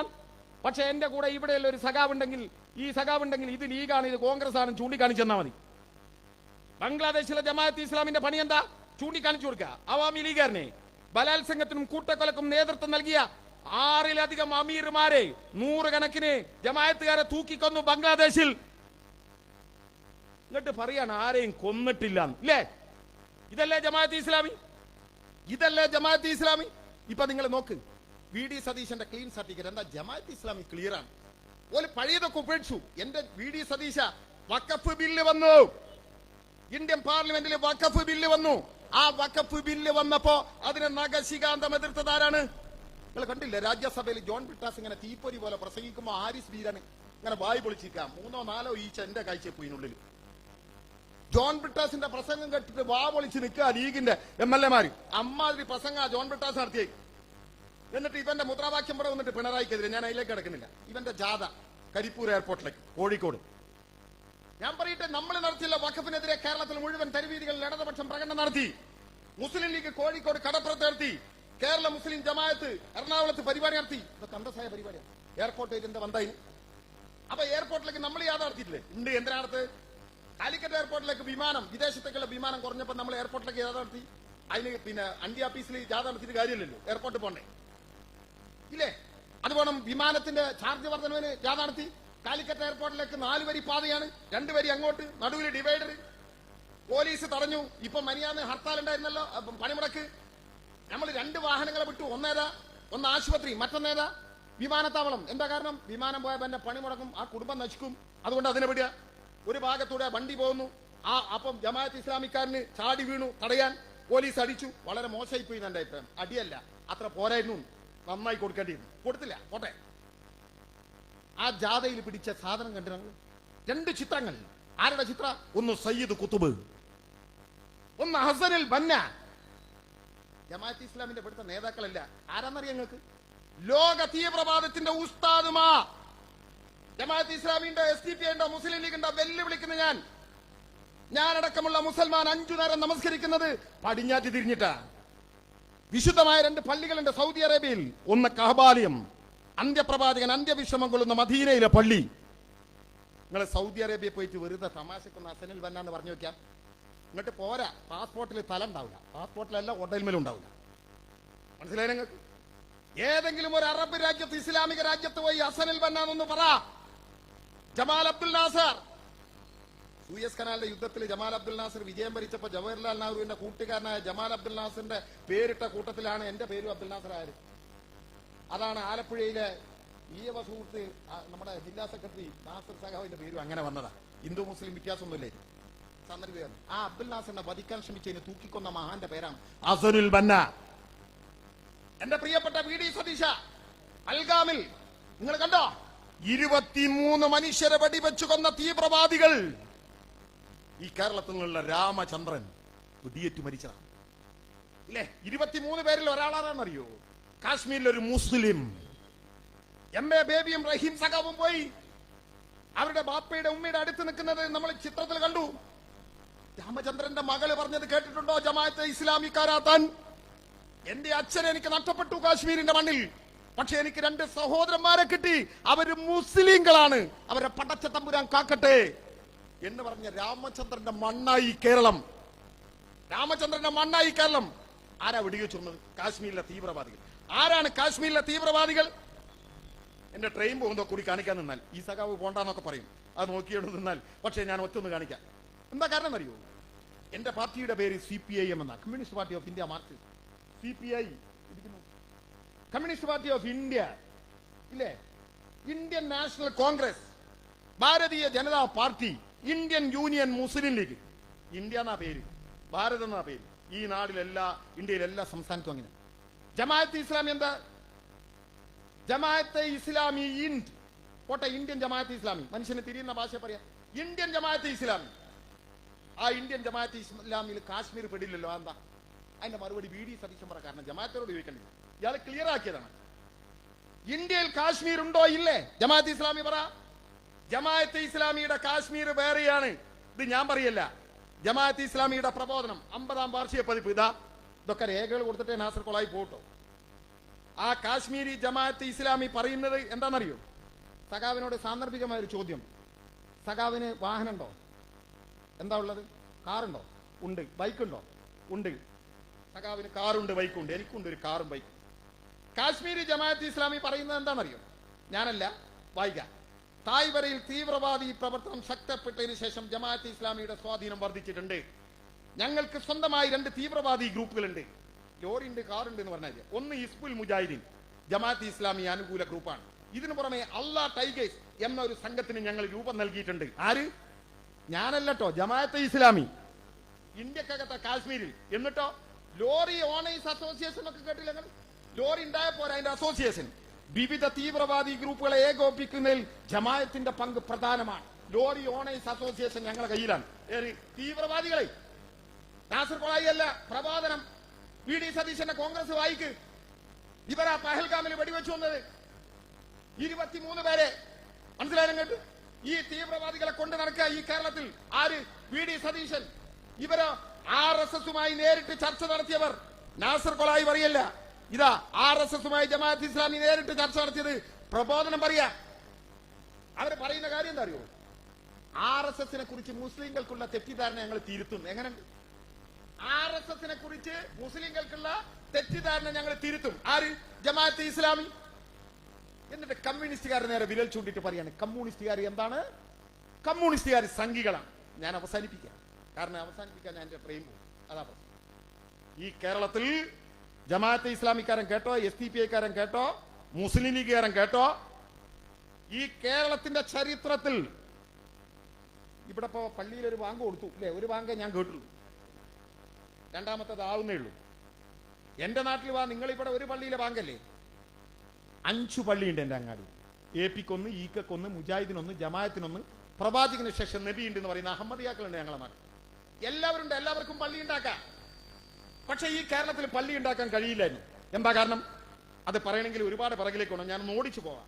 1921 അന്നിരുപത്തൊന്നിൽ നമ്മള് ഇമ്മലയാളത്തിലെ ഒത്തുചേർന്ന് വെള്ളയോട് എതിർത്ത് നല്ല മട്ടിലെ നമ്മൾ ഉണ്ടാക്കുന്ന നെല്ല് ജന്മിമാരെ തീറ്റുവാൻ സമ്മതിക്കില്ലെന്നതാണ് ഏതു ഏറ്റ് മുട്ടുവാൻ.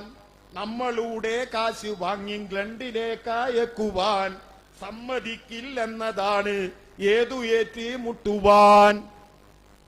ഇവിടെ ഞാൻ പുറകോട്ട് നോക്കിയിട്ട് കാര്യമില്ല. മലപ്പുറത്തൊക്കെ ചിലപ്പോൾ ഞാൻ ഈ പാട്ട് പാടുമ്പം ലീഗിന്റെ പ്രായമുള്ള ആളുകളൊക്കെ ഇങ്ങനെ തലയാട്ടുന്നത് കാണാം. ഇവിടെ കുറവാണ് തലയാട്ടുന്നത്. ഇങ്ങനെ കാണാം.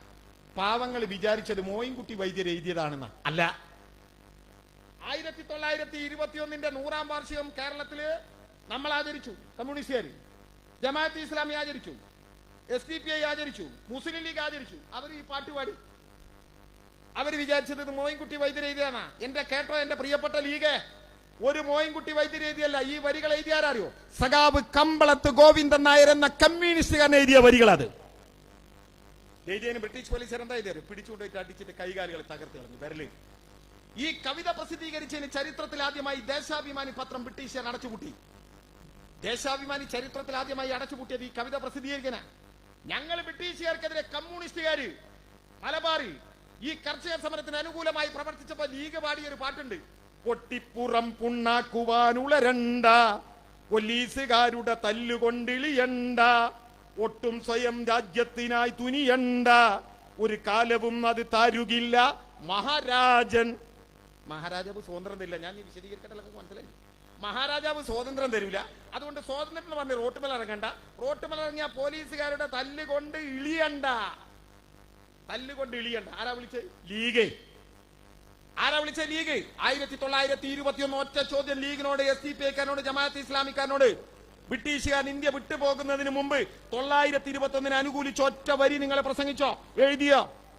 എന്നാൽ 1921 25ാം വാർഷികം 1946 പെരിന്തൽമണ്ണയിൽ ആചരിച്ച പാർട്ടിയാണ് കമ്മ്യൂണിസ്റ്റ് പാർട്ടി.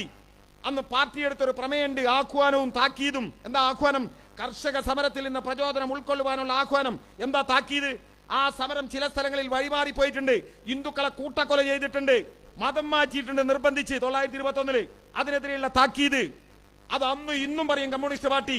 മതന്യൂനപക്ഷങ്ങളെ സംരക്ഷിക്കുമ്പോൾ ഞങ്ങൾ പറയും SDPയും ജമാഅത്തെ ഇസ്ലാമിയും ഒറ്റപ്പെടുത്തണം, അവർ തമ്മാടിക്കൂട്ടാണ്. അത് അന്നും ഇന്നും ഒരേ ഭാഷ. ബ്രിട്ടീഷുകാർ എന്ത് ചെയ്തു? ബ്രിട്ടീഷുകാർ നിയമം കൊണ്ടുവന്നു, ഇനി പള്ളി ഉണ്ടാക്കാൻ പാടില്ല. എന്താ കാരണം? ആലി മുസ്ലിയാർ, വാര്യംകുന്നത്ത് കുഞ്ഞാമദാജി, എന്നെ കേൾക്കുന്ന കോൺഗ്രസിന്റെ കേട്ടോ, 1920 കോഴിക്കോട് കടപ്പുറത്ത് വന്ന് മഹാത്മാഗാന്ധി പ്രസംഗിക്കുമ്പോൾ മുൻനിരയിൽ ഇരിക്കുന്ന രണ്ടാളുടെ പേരാണ് വാര്യംകുന്നത്ത് കുഞ്ഞാമദാജിയും ആലി മുസ്ലിയാരും. എന്റെ കയ്യിലുണ്ട്. ഞാൻ ഈ പറഞ്ഞതൊന്നും നാസർ കൊളായി ബടായി പറഞ്ഞു പോലട്ടെ, സകല രേഖയും കൊടുത്തിട്ടേ പോകും, അല്ലെ നിങ്ങൾക്ക് ബുദ്ധിമുട്ടാവും. ആ ചങ്ങായി ബടായും പറഞ്ഞു പോയി. വാര്യംകുന്നത്ത് കുഞ്ഞാമദാജിന്റെയും ആലി മുസ്ലിയാരുടെയും കോൺഗ്രസ് മെമ്പർഷിപ്പ് കൊടുത്തിട്ടേ കൊളായി പോകും. മനസ്സിലായി നിങ്ങൾക്ക്? 921 ഈ സമരം, ആ സമരത്തിനെ പിന്താങ്ങിയിട്ട് ജമാഅത്ത് ഇസ്ലാമിയ മുസ്ലിം ലീഗല്ലോ ഞങ്ങൾ നടത്തി. ഞങ്ങൾ 1921 നടത്തി. ലീഗും ജമാഅത്ത് ഇസ്ലാമിയും അവർ പോകുന്നവരെ ചെയ്തോ? ഇല്ല. അന്ന് വേറൊന്നുണ്ട്, പ്രമേയം മാത്രമല്ല. അത് കഴിഞ്ഞ് AKG പ്രസംഗിച്ചു ഇതിനെ അനുകൂലിച്ചുകൊണ്ട്.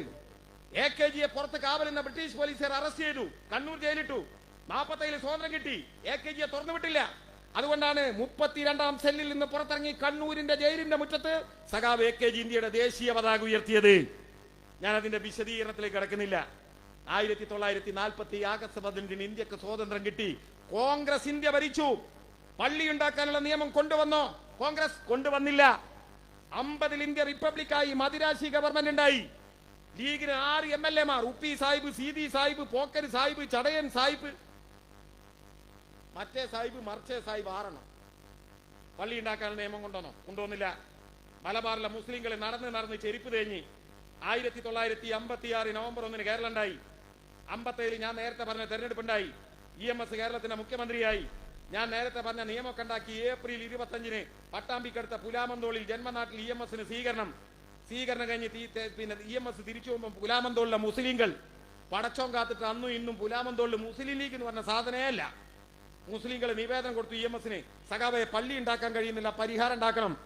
EMS ആ നിവേദനം ഇങ്ങനെ വായിച്ചിട്ട് പറഞ്ഞു, പള്ളി ഉണ്ടാക്കുന്നതിന് വേണ്ടി വഖഫ് ചെയ്ത പണവും വഖഫ് ചെയ്ത ഭൂമിയും വയല് പറഞ്ഞ പണവും ഉണ്ടായിട്ടും പള്ളി ഉണ്ടാക്കാൻ കഴിയാതെ മദിരാശിയിലേക്ക് നടന്ന് ചെരുപ്പ് തേഞ്ഞ മുസൽമാനെ ഇനി ഞാൻ തിരുവനന്തപുരത്തേക്ക് നടത്തിക്കില്ല, പരിഹാരം ഉണ്ടാക്കും.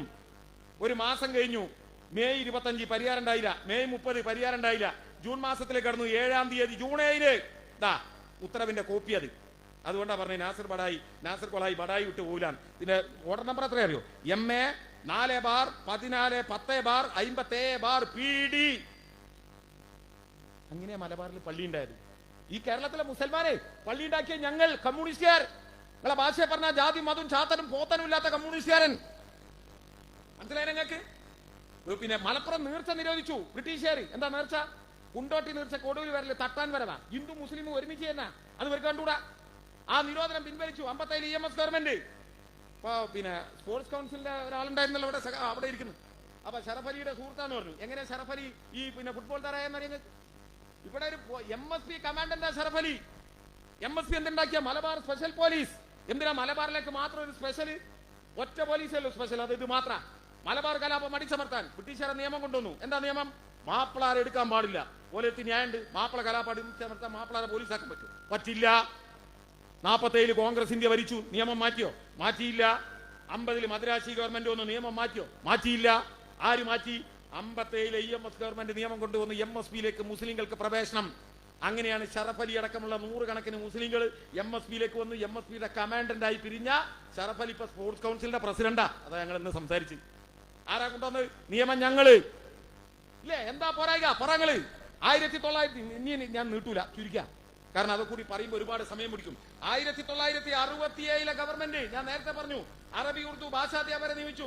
മുസ്ലിം പെൺകുട്ടികൾക്ക് സ്കോളർഷിപ്പ് കൊടുത്തു. അന്ന് മലപ്പുറം ജില്ല ഉണ്ടാക്കി. മലപ്പുറം ജില്ല ഉണ്ടാക്കാൻ തീരുമാനിച്ച എതിർത്താര ജനസംഘം. ജനസംഘത്തിന്റെ ഒരു ധാരാസിംഗ് വന്നു കോഴിക്കോട്. എന്താ പ്രസംഗിച്ച്? ഉദരി ദേക്കോ ഉദരി മസ്ജിദ്, പീച്ചെ ദേക്കോ പീച്ചെ മസ്ജിദ്, ഇദരി ദേക്കോ ഇദരി മസ്ജിദ്, ഉദരി ദേക്കോ ഉദരി മസ്ജിദ്. എല്ലായിടത്തും പള്ളിയാണ്. ആര്യാടൻ എന്താ പറഞ്ഞത്? മലപ്പുറം ജില്ല ഉണ്ടാക്കിയാൽ പൊന്നാനി കടപ്പുറത്ത് പാകിസ്ഥാന്റെ കപ്പലിറങ്ങും. അന്ന് CH പറഞ്ഞൊരു മറുപടിന്റെ വിവരമുള്ള ലീഗറിന്റെ കേട്ടോ. പാകിസ്ഥാന്റെ കപ്പൽ വരേണ്ട അറബിക്കടലിലൂടെയാണ്. അറബിക്കടലിനെ നിയന്ത്രിക്കേണ്ട ഇന്ദിരാഗാന്ധിയാണ്. അത് തടക്കാൻ കഴിയില്ലെങ്കിൽ, ഉളുപ്പില്ലെങ്കിൽ രാജിവെച്ചു പോകണം. എന്നാ അങ്ങക്കൊരു കഥയിലേക്കണ്ടേ? ഒറ്റ തന്തക്ക് പറഞ്ഞ കമ്മ്യൂണിസ്റ്റുകാരന് ഒരു തീരുമാനം ഉണ്ടാവുള്ളൂ. മലപ്പുറം ജില്ല ഉണ്ടാക്കാൻ ഞങ്ങൾ തീരുമാനിച്ചു, ഞങ്ങൾ ഉണ്ടാക്കി മലപ്പുറം ജില്ല. അതാ കമ്മ്യൂണിസ്റ്റുകാരന്. മനസ്സിലായി നിങ്ങൾക്ക്? കാലിക്കറ്റ് യൂണിവേഴ്സിറ്റി ഉണ്ടാക്കി. അറബി ഉറുദു ഭാഷാധ്യാപകരെ നിയമിച്ചു. പെൺകുട്ടികൾക്ക് സ്കോളർഷിപ്പ് കൊടുത്തു. ഇല്ലേ? എന്താ പോരായിക? പറഞ്ഞു പോയാലുണ്ടാവും. ഇനി കേരളത്തിൽ മുസ്ലിം പള്ളിക്ക് കാവൽ നിന്ന് മരിച്ച ഒറ്റ മനുഷ്യനേ ഉള്ളൂ. അതിന്റെ പേര് SDPI എന്നല്ല, ജമാഅത്ത് ഇസ്ലാമി എന്നല്ല. അയാളുടെ പേരെന്താ അറിയോ? UK കുഞ്ഞിരാമൻ. UK കുഞ്ഞിരാമനെ പള്ളിക്ക് കാവൽ നിന്ന് മരിച്ചപ്പോ ഈ കേരളത്തിലെ ഒരു കോൺഗ്രസ് തെമ്മാടി എന്ന് പറയേണ്ടി വരും. എന്താ അറിയോ? രക്തസാക്ഷിനെ പറഞ്ഞ ചത്തുന്ന കുഞ്ഞിരാമൻ ചത്തു. ആരാ പറഞ്ഞത്? PT Thomas. ഞങ്ങളുടെ രക്തസാക്ഷിയെ ചത്തു എന്ന് പറഞ്ഞാൽ ചില ഭാഷാ പ്രയോഗം അങ്ങോട്ടുണ്ടാവും. PT തോമസ് പറഞ്ഞ എന്താ? അയാൾ പള്ളിക്ക് കാവൽ നിന്ന് മരിച്ചതല്ല. പിന്നെയോ അയാള് മരിച്ചിട്ടുള്ളത് കള്ളി ഷാപ്പിൽ അടിപിടി കൂടിയിട്ടാണ്. ആരാ പ്രസംഗിച്ചത്? PT Thomas. പിന്നെ അത് NDF കാരൻ ഏറ്റെടുത്തു. SDPI കാരൻ ലീഗിന്റെ ഷാജി പറഞ്ഞു. എന്നിട്ട് PT തോമസിന്റെ ഒരു പ്രസ്താവന ഉണ്ട്. എന്താ പ്രസ്താവന? ഞാൻ അന്ന് പിറ്റേന്ന് പുറത്തിറങ്ങിയ ദേശാഭിമാനി, മനോരമ നോക്കി, മാതൃഭൂമി നോക്കി, ഒരു പത്രത്തിലും കുഞ്ഞിരാമൻ മരിച്ചതായിട്ടില്ല. അത് കഴിഞ്ഞ് 6 മാസം കഴിഞ്ഞപ്പോ നിയമസഭ ചേർന്നു. നിയമസഭയിൽ തലശ്ശേരി അടക്കമുള്ള കൂത്തുപറമ്പിന്റെ MLA പിണറായി വിജയൻ ഈ കുഞ്ഞിരാമനെ കുറിച്ച് ഒരക്ഷരം പറഞ്ഞില്ല. എന്റെ PT തോമസേ, അവിടുന്ന് കേൾക്കുന്നുണ്ടോ നിങ്ങൾക്ക് അറിഞ്ഞൂടാ. ബാക്കിയുള്ളവർ ജീവിച്ചിരിപ്പുണ്ടല്ലോ, ഒന്ന് കേട്ടോ. 1972 ജനുവരി 3-ാം തീയതിയാണ് കുഞ്ഞിരാമൻ കുത്തേൽക്കുന്നത്. 4-ാം തീയതിയാ മരിക്കുന്നത്. 5-ാം തീയതി പുറത്തിറങ്ങിയ മാതൃഭൂമി പത്രം കേസ് കൊടുക്കടോ. മാതൃഭൂമിന്റെ കള്ളപത്രം എടുത്ത് നാസിർ കൊളായി പ്രസംഗിക്കുന്നു, കേസോടെ. മാതൃഭൂമിന്റെ കോപ്പി. കണ്ണൂരിൽ സംഘടന ഒരാൾ മരിച്ചു. മാർക്സിസ്റ്റുകാരും ജനസംഘക്കാരും തമ്മിൽ ഇവിടെ നിന്ന് 30 കിലോമീറ്റർ അകലെ ഉറുവച്ചാലിൽ ഇന്നലെ രാത്രി നടന്ന സംഘടനത്തിൽ പ്രമുഖ മാർക്സിസ്റ്റ് പ്രവർത്തനായ കുഞ്ഞിരാമൻ കൊല്ലപ്പെട്ടു. തലശ്ശേരിയിലും പരിസരങ്ങളിലും ഈ നടന്ന ലഹളകളെ തുടർന്ന് രൂപീകൃതമായ സമാധാന സമിതിയുടെ യോഗം കഴിഞ്ഞ് പുറത്തു വരുമ്പോഴാണ് ജനസംഘക്കാർ ആക്രമിച്ചത്. സമാധാന കമ്മിറ്റിന്റെ യോഗം. എന്തിനാ സമാധാനം? ആക്രമമില്ലാതെക്കാൻ. അതേ വാർത്ത ആവർത്തിക്കുന്നില്ല. മനോരമ. മാർക്സിസ്റ്റ് പ്രവർത്തകൻ കൊല്ലപ്പെട്ടു. സമയക്കുറവുകൊണ്ട് വാർത്ത ഞാൻ വായിക്കുന്നില്ല, കോപ്പിയോടെ കൊടുക്കും, ബേജാറാണ്ട. അത് കഴിഞ്ഞ് നിയമസഭ ആയിരുന്നു. നിയമസഭയിൽ എന്താ പറഞ്ഞ ഇയാള്? പിണറായി വിജയൻ ഒരു അക്ഷരം പറഞ്ഞിട്ടില്ല. MP രാഘവന്റെ ചോദ്യം, തലശ്ശേരി വർഗീയതയിൽപ്പെട്ട് UK കുഞ്ഞിരാമൻ മരിച്ചിട്ടുള്ളതായി ഗവൺമെന്റ് അംഗീകരിക്കുന്നുണ്ടോ? കരുണാകരന്റെ മറുപടി ഇല്ലെന്ന് പറഞ്ഞുവല്ലോ പിണറായി വിജയൻ. അടുത്ത ചോദ്യം, പിണറായി വിജയൻ ഒരു കൂട്ടം കലാപകാരികളാണ് UK കുഞ്ഞിരാമനെ കൊലപ്പെടുത്തിയെന്ന് ഗവൺമെന്റിന്റെ ശ്രദ്ധയിൽപ്പെട്ടിട്ടുണ്ടോ? കരുണാകരന്റെ മറുപടി, കുഞ്ഞിരാമന്റെ മരണത്തെ സംബന്ധിച്ച് ഒരു കേസ് നിലവിലിരിക്കുന്നുണ്ട്, ഇപ്പോൾ ആരാണെന്ന് എങ്ങനെയാണെന്ന് പറയാൻ കഴിയില്ല. വീണ്ടും പിണറായി വിജയൻ, ഒരു കൂട്ടം കലാപകാരികളുടെ പേരിലാണ് ഈ കേസ് നിലവിലുള്ളതെന്ന് അറിയാമോ? അപ്പൊ കരുണാകരൻ ഏത് തരത്തിൽ പെട്ട പ്രതിയാണെന്ന് പ്രത്യേകം ചോദിക്കണം. പിന്നെ CBC വാര്യര് PG പുരുഷോത്തമുണ്ടല്ലോ, ഈ ഭാഗത്തുള്ള MLA അല്ലെ, ചെങ്ങന്നൂർ MLA, അദ്ദേഹമൊക്കെയാണ് ഇതാ PG പുരുഷോത്തമുള്ള. അവരാ പിന്നെ ചോദ്യം ചോദിച്ചു. നിങ്ങൾ നോക്ക്, ഈ നാട്ടിൽ പച്ച കള്ളം പറഞ്ഞ് പ്രചരിപ്പിക്കല്ലേ ഇത്? മതന്യൂനപക്ഷങ്ങളുടെ ഇടയിൽ പറയാണ് കമ്മ്യൂണിസ്റ്റുകാർ, ഇടതുപക്ഷക്കാർ മുസ്ലിങ്ങൾക്കെതിരാ, ന്യൂനപക്ഷങ്ങൾക്കെതിരാ. ക്രിസ്ത്യാനികൾക്കിടയിൽ കാസ പറയാൻ ഞങ്ങളെതിരാണ്. ഒറീസയിൽ ക്രിസ്ത്യൻ പള്ളി ആക്രമിക്കപ്പെട്ടു. കേരളത്തിൽ നിന്ന് പോയ കന്യാസ്ത്രീകളുടെ തിരുവസ്ത്രം വലിച്ചു കയറി. കേരളത്തിൽ നിന്ന് പോയ പള്ളിയിലച്ചമാരെ അടിച്ചോടിച്ചു. ആന്റണി പോയോ? ഉമ്മൻചാണ്ടി പോയോ? ഒരുത്തനും പോയില്ല. തൊട്ടടുത്ത ഞായറാഴ്ച ക്രിസ്ത്യൻ മതവിശ്വാസിക്ക് ആരാധിക്കാൻ പള്ളിയില്ല. എവിടെ ആരാധന നടത്തിയത്? മുസാഫർ അഹമ്മദിന്റെ നാമത്തിലുള്ള കമ്മ്യൂണിസ്റ്റ് പാർട്ടിന്റെ ആഫീസ്. കാറൽ മാക്സിന്റെ എംഗൽസിന്റെ ചിത്രങ്ങൾ എടുത്തു മാറ്റി. കന്യാമറിയത്തിന്റെ യേശുദേവന്റെ ചിത്രം വെച്ചു. മേശപ്പുറത്തെ ഇടതുപക്ഷ കമ്മ്യൂണിസ്റ്റ് പുസ്തകങ്ങൾ മാറ്റി. വെള്ള വിരിവെച്ചു, കുരിശ് വെച്ചു. പിറ്റേ ഞായറാഴ്ച കമ്മ്യൂണിസ്റ്റ് പാർട്ടി ആഫീസ് പള്ളിയാക്കി. ക്രിസ്ത്യൻ മതവിശ്വാസികൾ ആരാധിക്കുമ്പോ എണ്ണത്ത് കുറഞ്ഞ കമ്മ്യൂണിസ്റ്റുകാർ തലേ കെട്ടി പുറത്ത് കാവലിക്ക. ഞാനിത് പ്രസംഗിച്ചപ്പോ എന്റെ നാട്ടിലെ ലീഗാരുടെ മറുപടി എന്താണ്? ഒറീസയിൽ തലേക്കെട്ടില്ല, വമ്പിച്ച കണ്ടുപിടുത്താണല്ലോ. പ്രതീകാത്മകമായി പറഞ്ഞാണ് ഓന്റെ മറുപടി. ഞങ്ങൾ കാവലുന്നതാണ്. മനസ്സിലായി നിങ്ങൾക്ക്? ത്രിപുരയിൽ മെയ്ത്തികളും കുക്കികളും തമ്മിൽ ഏറ്റുമുട്ടുക. അവിടെ രാജീവ് ഗാന്ധി പോയിട്ടുണ്ട്, എല്ലാവരും പോയിട്ടുണ്ട്, അതൊന്നും ഞാൻ നിഷേധിക്കുന്നില്ല. കൂടെ AK-47 തോക്ക് വെച്ച് പട്ടാളക്കാര്, TV ചാനലുകാര്. ഞങ്ങൾക്കൊരു കഥ കേൾക്കണം. അവിടെ ഒരു ചെക്കന് ടീഷർട്ടും ജീൻസും ഇട്ട് പോയി ത്രിപുരയിലെ അഗർത്തലയിലെ പള്ളി കയറിയിട്ട് ഒരു ഇന്ത്യക്കാരന്റെ കയ്യിൽ ക്യാമറ കൊടുത്തിട്ട് പറഞ്ഞ് തോടാ മാരോ, ഇന്നെ അടിക്കുന്നല്ല, ഈ ഫോട്ടോ ഒന്ന് എടുക്കുന്നു. ഓനെടുത്ത ഫോട്ടോയും വീഡിയോ നമ്മൾ കണ്ട്. ഓന്റെ പേരെന്താറിയോ? ജെയ്സി തോമസ്. അങ്ങാടിയിൽ ഇറങ്ങിയിട്ട് ഓന്റെ പാസ്പോർട്ട് പരിശോധിച്ചാൽ ക്രിസ്ത്യാനിയാന്ന് കണ്ടാൽ മെയ്ത്തികൾ അപ്പം തലവെട്ടു. മനസ്സിലായി നിങ്ങൾക്ക്? ഒരു പോലീസുകാരന്റെ കാവലില്ലാതെ അവിടെ പോകാൻ കമ്മ്യൂണിസ്റ്റുകാരനെ ധൈര്യം ഉണ്ടാവും. അതാ കമ്മ്യൂണിസ്റ്റ് പാർട്ടി. പ്രിയപ്പെട്ടവരെ, ഞാൻ അവസാനിപ്പിക്കുക. നമുക്ക് ചുറ്റും ഉരുണ്ട് വരുന്ന കാർമേഘങ്ങളുണ്ട്. നമ്മളെ പതിയിരുന്ന് ആക്രമിക്കാൻ ദുഷ്ടമൃഗങ്ങളുണ്ട്. നന്നായി ഓർത്തോ. സകല വർഗീയവാദികളുണ്ട്. കേരളത്തിലെ സകല പത്രങ്ങളുണ്ട്. സഖാക്കളെ നമ്മളേ ഉള്ളൂ. നല്ല ബോധ്യം വേണം. വീണ ജോർജിനെ കടന്നാക്രമിക്കുകയും മണ്ണിൽ ഒരമ്മയുടെ സ്നേഹവാത്സല്യത്തോടെ ബിന്ദുവിന്റെ വീട്ടിൽ പോയി അവരുടെ കണ്ണീരൊപ്പിയ പ്രിയപ്പെട്ട വീണ ജോർജ് ഇല്ലേ, അവരെ കടന്നാക്രമിക്കുക. ആ കാര്യങ്ങളൊക്കെ ഇവിടെ നേതാക്കൾ പറഞ്ഞുകൊണ്ട് ഇവിടെ ചെയ്ത സേവനങ്ങളെ കുറിച്ച് എനിക്ക് എണ്ണിയാൽ തീരാത്തത് പറയാനുണ്ടായിരുന്നു. ഞാൻ അതിലേക്ക് കടക്കാത്ത ഇതെല്ലാം ഇവർ പറഞ്ഞോണ്ടാ. നിങ്ങൾ നോക്ക്, അവരെ അടക്കം കടന്നാക്രമിക്കുന്ന വർഗീയവാദികൾ നമ്മുടെ ചുറ്റും നിൽക്കുക. ഒറ്റ കാര്യം കൂടി പറഞ്ഞ് അവസാനിക്കും. ഇപ്പൊ കേരളത്തിൽ ആകെ ഒരു പ്രചരണം. എന്താ പ്രചരണം? കമ്മ്യൂണിസ്റ്റ് പാർട്ടിക്ക് ഇസ്ലാമോഫോബിയ, മുസ്ലിങ്ങളോട് വിരോധമാണ്. ഇതാ പ്രചരണം. ജമാഅത്ത് ഇസ്ലാമിയും SDP അടക്കമുള്ള ഒരു പ്രചരണം അതാ ഇസ്ലാമോഫോബിയ. ഇത് ഉണ്ടായതല്ല. 80കളുടെ അവസാനത്തിൽ മുസ്ലിം ലീഗിന്റെ മലപ്പുറം ജില്ലാ വിദ്യാർത്ഥി സംഘടന MSFന്റെ പ്രസിഡന്റിന്റെ പേര് AP അഹമ്മദ്. ചന്ദ്രികയിലെ എഡിറ്റർ, ചന്ദ്രികയിലെ chief editor Mankada Abdul Aziz Maulavi AP അമ്മനെ വിളിച്ചിട്ട് പറഞ്ഞു, താങ്കൾ തിരുവനന്തപുരത്ത് പോകണം. കേരളത്തിലെ കമ്മ്യൂണിസ്റ്റ് ഗവൺമെന്റുകൾ മുസ്ലിങ്ങൾക്കെതിരെ കൊണ്ടുവന്ന നിയമങ്ങളെ കുറിച്ച് പഠിക്കണം, എന്നിട്ടൊരു ലേഖനം എഴുതണം, പരമ്പരയായി ചന്ദ്രികയിൽ പ്രസിദ്ധീകരിക്കണം. ചെലവും കൊടുത്ത് AP അമ്മനെ തിരുവനന്തപുരത്തേക്ക് അയച്ചു. അദ്ദേഹം തന്നെ പറയുന്നു, 84 രേഖകൾ ഞാൻ പരിശോധിച്ചു. ഓരോ രേഖകൾ പരിശോധിക്കുമ്പോഴും സത്യം ഇങ്ങനെ തിരിച്ചറിയാൻ തുടങ്ങി. വെളുത്ത കടലാസിൽ കറുത്ത മഷി കൊണ്ട് എഴുതി തുടങ്ങി. എഴുതിയ കടലാസ് കെട്ടുമായി മങ്കട അബ്ദുൽ അസീസ് മൗലവിയുടെ അടുത്ത് എന്നിട്ട് പറഞ്ഞു, ഞാൻ എഴുതിയിട്ടുണ്ട്, പക്ഷെ ഇത് ചന്ദ്രികയിൽ പ്രസിദ്ധീകരിക്കാൻ പറ്റില്ല. അപ്പൊ മങ്കട അബ്ദുൽ അസീസ് മൗലവി ചോദിച്ചു, അതെന്താ പ്രസിദ്ധീകരിക്കാൻ പറ്റാത്തത്? അപ്പൊ AP അഹമ്മദ് പറഞ്ഞു, ഞാൻ സത്യം മാത്രമേ എഴുതിയിട്ടു. അപ്പൊ മങ്കട അബ്ദുൽ അസീസ് മൗലവി പറഞ്ഞു, എന്നാലും ഞാനൊന്ന് വായിക്കട്ടെ. എന്റെ ആദ്യത്തെ വരി എന്താ അറിയോ?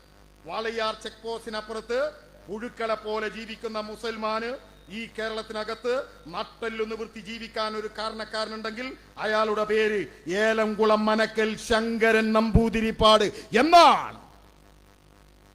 ഒരുപാട് കാലത്തിന് ശേഷം AP അഹമ്മദ് തിരുവനന്തപുരം ജില്ലയിലെ വിഴിഞ്ഞത്ത് ഒരു പൊതുപരിപാടിയിൽ പങ്കെടുക്കാൻ പോയി. പരിപാടി കഴിഞ്ഞ് അദ്ദേഹം സ്റ്റേജിൽ നിന്നിറങ്ങുമ്പോൾ ഒരു മനുഷ്യൻ അദ്ദേഹത്തിന്റെ അടുത്തേക്ക് വന്നു. ആ മനുഷ്യന്റെ പേര് അബ്ദുൽ ജബ്ബാർ എന്നാണ്. അബ്ദുൽ ജബ്ബാറിന് ഒരു കണ്ണിനെ കാഴ്ചയുള്ളൂ, ഒരു കണ്ണിങ്ങനെ ചീഞ്ഞു കിടക്കാൻ. AP അമ്മയുടെ കൈ പിടിച്ചിട്ട് അബ്ദുൽ ജബ്ബാർ പറഞ്ഞു, നിങ്ങൾ സംസാരിച്ചുകൊണ്ടിരിക്കുമ്പോൾ മലപ്പുറം ജില്ലക്കാരനാണ് എന്ന് എനിക്ക് മനസ്സിലായി. മലപ്പുറം ജില്ലക്കാരനായ നിങ്ങളെ കാണാനും നിങ്ങളെ കേൾക്കാനും നിങ്ങളുടെ കൈ പിടിക്കാനും കഴിഞ്ഞത് മഹാഭാഗ്യമായി ഞാൻ കരുതുന്നു.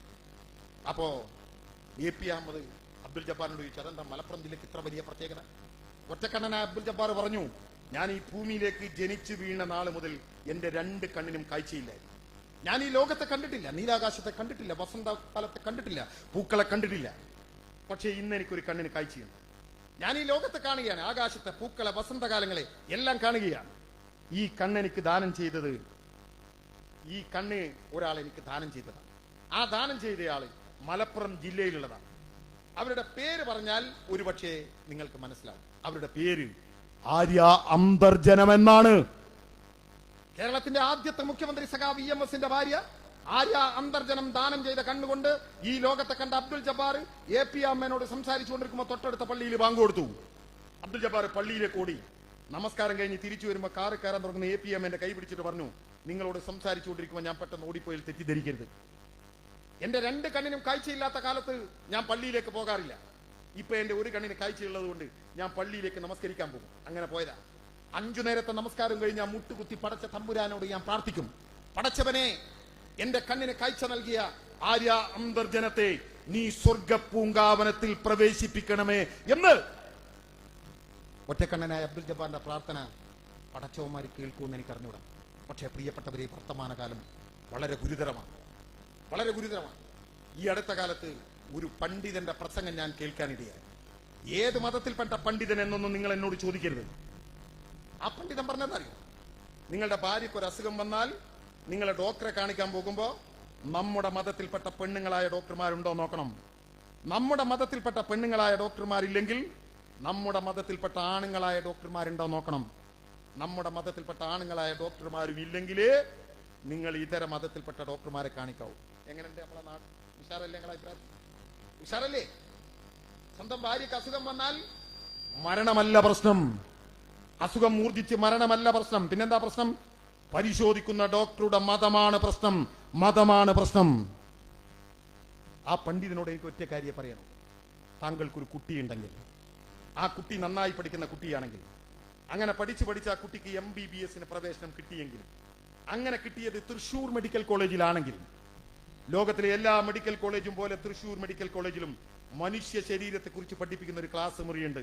ആ ക്ലാസ് മുറിയുടെ പേര് അനാട്ടമി ക്ലാസ് എന്നാണ്. തൃശൂർ മെഡിക്കൽ കോളേജിന്റെ അനാട്ടമി ക്ലാസ്സിൽ മെഡിക്കൽ സയൻസിൽ പഠിക്കുന്ന കുട്ടികളുടെ നടുവിൽ ഒരു ബെഞ്ചിൽ ഇങ്ങനെ ഒരു മൃതശരീരം മലർന്നു കിടക്കുന്നുണ്ട്. വയറ് കീറി നെഞ്ചു വളർന്ന് മലർന്നു കിടക്കുന്ന ആ മൃതശരീരം ആരുടേതെന്നറിയോ? സഖാക്കൾക്ക് അറിയോ? വനിതാ സഖാക്കൾക്ക് അറിയോ? നിങ്ങൾ അറിയണം. ജനാധിപത്യ മഹിളാ അസോസിയേഷന്റെ സംസ്ഥാന പ്രസിഡന്റ് ആയിരുന്നു ജോസഫൈൻ. സംസ്ഥാന പ്രസിഡന്റ് ആയിരുന്നു ജോസഫൈൻ. ഒന്നാം പിണറായി സർക്കാരിന്റെ കാലത്ത് അവർ വനിതാ കമ്മീഷന്റെ അധ്യക്ഷ കൂടിയായിരുന്നു. ആ സമയത്ത് പീഡിപ്പിക്കപ്പെട്ട ഒരു പെൺകുട്ടിയോട് അമ്മയുടെ സ്നേഹവാത്സല്യത്തോടെ, അമ്മയുടെ ലാളലിയോടെ ഒന്ന് ചോദിച്ചു പോയി, എന്തേ പീഡിപ്പിക്കപ്പെട്ട ദിവസം പോലീസിൽ പരാതിപ്പെടാതിരുന്നത്? പ്രിയപ്പെട്ടവരെ, നിങ്ങൾ കണ്ടില്ലേ? കേരളത്തിലെ സകല ചാനൽ മുറിയിലെയും കോട്ടിട്ട തമ്പുരാക്കന്മാർ ജോസഫൈന്റെ പച്ചമാംസം വലിച്ചു കയറി ദിവസങ്ങളോളം വിചാരണ ചെയ്തു. കേരളത്തിലെ സകല പത്രങ്ങളും വെണ്ടക്ക നിരത്തി ജോസഫൈന്റെ പച്ചമാംസം കൊത്തി വലിച്ചു. കേരളത്തിന്റെ തെരുവീതികളിൽ സകല രാഷ്ട്രീയ എതിരാളികളും ജോസഫൈന്റെ പച്ചമാംസം കൊത്തി വലിച്ചു. അവസാനം പാർട്ടിക്ക് പോലും ജോസഫൈനോട് പറയേണ്ടി വന്നു, വനിതാ അധ്യക്ഷ സ്ഥാനം രാജിവെക്കണമെന്ന്. രാജിവെച്ച ദിവസം സഖാവ് പറഞ്ഞൊരു കാര്യമുണ്ട്. സഖാവ് പറഞ്ഞു, ഞാനൊരു കമ്മ്യൂണിസ്റ്റുകാരിയാണ്. ഇൻകുലാബിന്റെ വിളികൾ കേട്ടുകൊണ്ട് വേണം എനിക്ക് മരിക്കാൻ. ചെങ്കൊടി ആകാശത്തേക്ക് പാറിപ്പറക്കുന്നത് കണ്ടുകൊണ്ട് വേണം എനിക്ക് മരിക്കാൻ. പ്രിയപ്പെട്ടവരെ, നിങ്ങൾ കണ്ടോ? 23ാം പാർട്ടി കോൺഗ്രസ് കണ്ണൂരിൽ നടക്കുമ്പോ 1000 കണ്ടതാളങ്ങളിൽ നിന്ന് ഇൻകുലാബിന്റെ വിളി വരുമ്പോ, 100 കണക്കിന് ചെങ്കൊടി ആകാശത്തേക്ക് പാറിപ്പറക്കുമ്പോ അത് കണ്ടുകൊണ്ട്, ഇൻകുലാബ് കേട്ടുകൊണ്ട് 23ാം പാർട്ടി കോൺഗ്രസിനകത്ത് കണ്ണൂരിൽ ഹൃദയം പൊട്ടി മരിച്ചു ജോസഫൈൻ. കാണണോ നിങ്ങൾക്ക് ജോസഫൈൻ? കാണണോ? എന്റെ കൂടെ വാ. തൃശൂർ മെഡിക്കൽ കോളേജിൽ അനാട്ടമി ക്ലാസ്സിൽ സഖാവ് ഇങ്ങനെ മലർന്ന് കിടക്കുന്നുണ്ട്. ആ നെഞ്ചു കീറിയിട്ടുണ്ട്, ആ വയറ് പിളർന്നിട്ടുണ്ട്. കീറിയ നെഞ്ചിനകത്തൂടെ വയറ്റിനകത്തൂടെ കൈയിട്ട് ഹിന്ദുവിന്റെ, മുസൽമാന്റെ, ക്രിസ്ത്യാനിയുടെ, മതമുള്ളവന്റെ, മതമില്ലാത്തവന്റെ കുട്ടികൾ പഠിക്കാണ്. ഇത് ഹൃദയം, ഇത് കിഡ്നി, ഇത് നട്ടല്, ഇത് വാരിയല്. എന്നിട്ട് അവർ നല്ല ഡോക്ടർമാരാകുക, സമൂഹത്തിലേക്ക് ഇറങ്ങുക, മരണത്തിലേക്ക് നടന്നു നീങ്ങുന്ന മനുഷ്യരുടെ കൈപിടിച്ച് ജീവിതത്തിലേക്ക് തിരിച്ചു കൊണ്ടുവരിക. എത്ര പേർ മരിച്ചാലും മരിക്കാതെ ജീവിക്കുന്നവന്റെ പേരാണ് സഖാവ്. എത്ര പേർ? നിങ്ങൾ നോക്ക്. 33 കൊല്ലം ബംഗാൾ ഭരിച്ചതിൽ മഹാഭൂരിപക്ഷം ഭരിച്ച ജ്യോതി ബാസുവിനെ കാണണോ നിങ്ങൾ? പിന്നീട് ഭരിച്ച ഈ അടുത്ത കാലത്ത് മരിച്ച ബുദ്ധദേവ് ഭട്ടാചാര്യയെ കാണണോ നിങ്ങൾ? വാ. കൽക്കത്ത മെഡിക്കൽ കോളേജിന് അനാട്ടമി ക്ലാസ്സിൽ സഖാക്കൾ ഇങ്ങനെ മലർന്ന് കിടക്കുന്നുണ്ട്. അകാലത്തിൽ നമ്മളെ വിട്ടുപോയ സീതാറാം യെച്ചൂരിയെ കാണണോ നിങ്ങൾക്ക്? ഡൽഹി എയിംസിലേക്ക് വാ. സഖാവ് ഇങ്ങനെ മലർന്ന് കിടക്കുന്നുണ്ട്. ഒരുപാട് കാലം കാസർകോട്ടെ MP ആയിരുന്ന രാമണ്ണറയെ കാണണോ? വാ. കണ്ണൂർ മെഡിക്കൽ കോളേജിലുണ്ട്. പുന്നക്കൽ സംശുവിനെ കാണണോ? NDF-കാർ വെട്ടി നുറുക്കി മരണത്തെ മുഖാമുഖം കണ്ട് ജീവിതത്തിലേക്ക് തിരിച്ചു നടന്ന് സ്വാഭാവിക മരണം സംഭവിച്ച പുന്നക്കൽ സംശു മഞ്ചേരി മെഡിക്കൽ കോളേജിന് അനാട്ടമി ക്ലാസ്സിൽ ഇങ്ങനെ കിടക്കുക. MA ലോറൻസ് സഖാവിനെ കാണണോ നിങ്ങൾക്ക്? എറണാകുളം മെഡിക്കൽ ടെസ്റ്റിൽ സഖാവ് ഇങ്ങനെ മലർന്നു കിടക്കുക. മനുഷ്യന് വേണ്ടി മരിച്ചാലും മനുഷ്യന് വേണ്ടി. കേരളത്തിന്റെ ആതുര രംഗത്ത് കുട്ടികൾക്ക് പഠിക്കാൻ, കുട്ടികൾ പഠിച്ച് അതിലൂടെ ഈ രാജ്യത്തെ രോഗികളെ രക്ഷപ്പെടുത്താൻ സ്വന്തം ശരീരം ദാനം ചെയ്ത കമ്മ്യൂണിസ്റ്റുകാരുടെ പിന്മുറക്കാരിയാണ് സഖാവ് വീണ ജോർജ്. ആ വീണ ജോർജിന്റെ പേരിൽ കള്ളക്കഥകൾ ഉണ്ടാക്കി കടന്നാക്രമിച്ച് അങ്ങ് ഇല്ലാതാക്കി കളയാമെന്ന് ധരിക്കുന്നുണ്ടെങ്കിൽ നിങ്ങളെ വിഡ്ഢികളുടെ സ്വർഗത്തിലാണ്. അതിനെതിരെ സത്യം മാത്രം വിളിച്ചു പറഞ്ഞുകൊണ്ടുള്ള പോരാട്ടം ഈ കേരളത്തിൽ ഇനിയും തുടരുമെന്ന് മാത്രം പ്രഖ്യാപിച്ചുകൊണ്ട് എന്നെ കേട്ട എല്ലാവർക്കും അഭിവാദ്യങ്ങൾ നേർന്നുകൊണ്ട് ഞാൻ അവസാനിപ്പിക്കുന്നു. ലാൽ സലാം.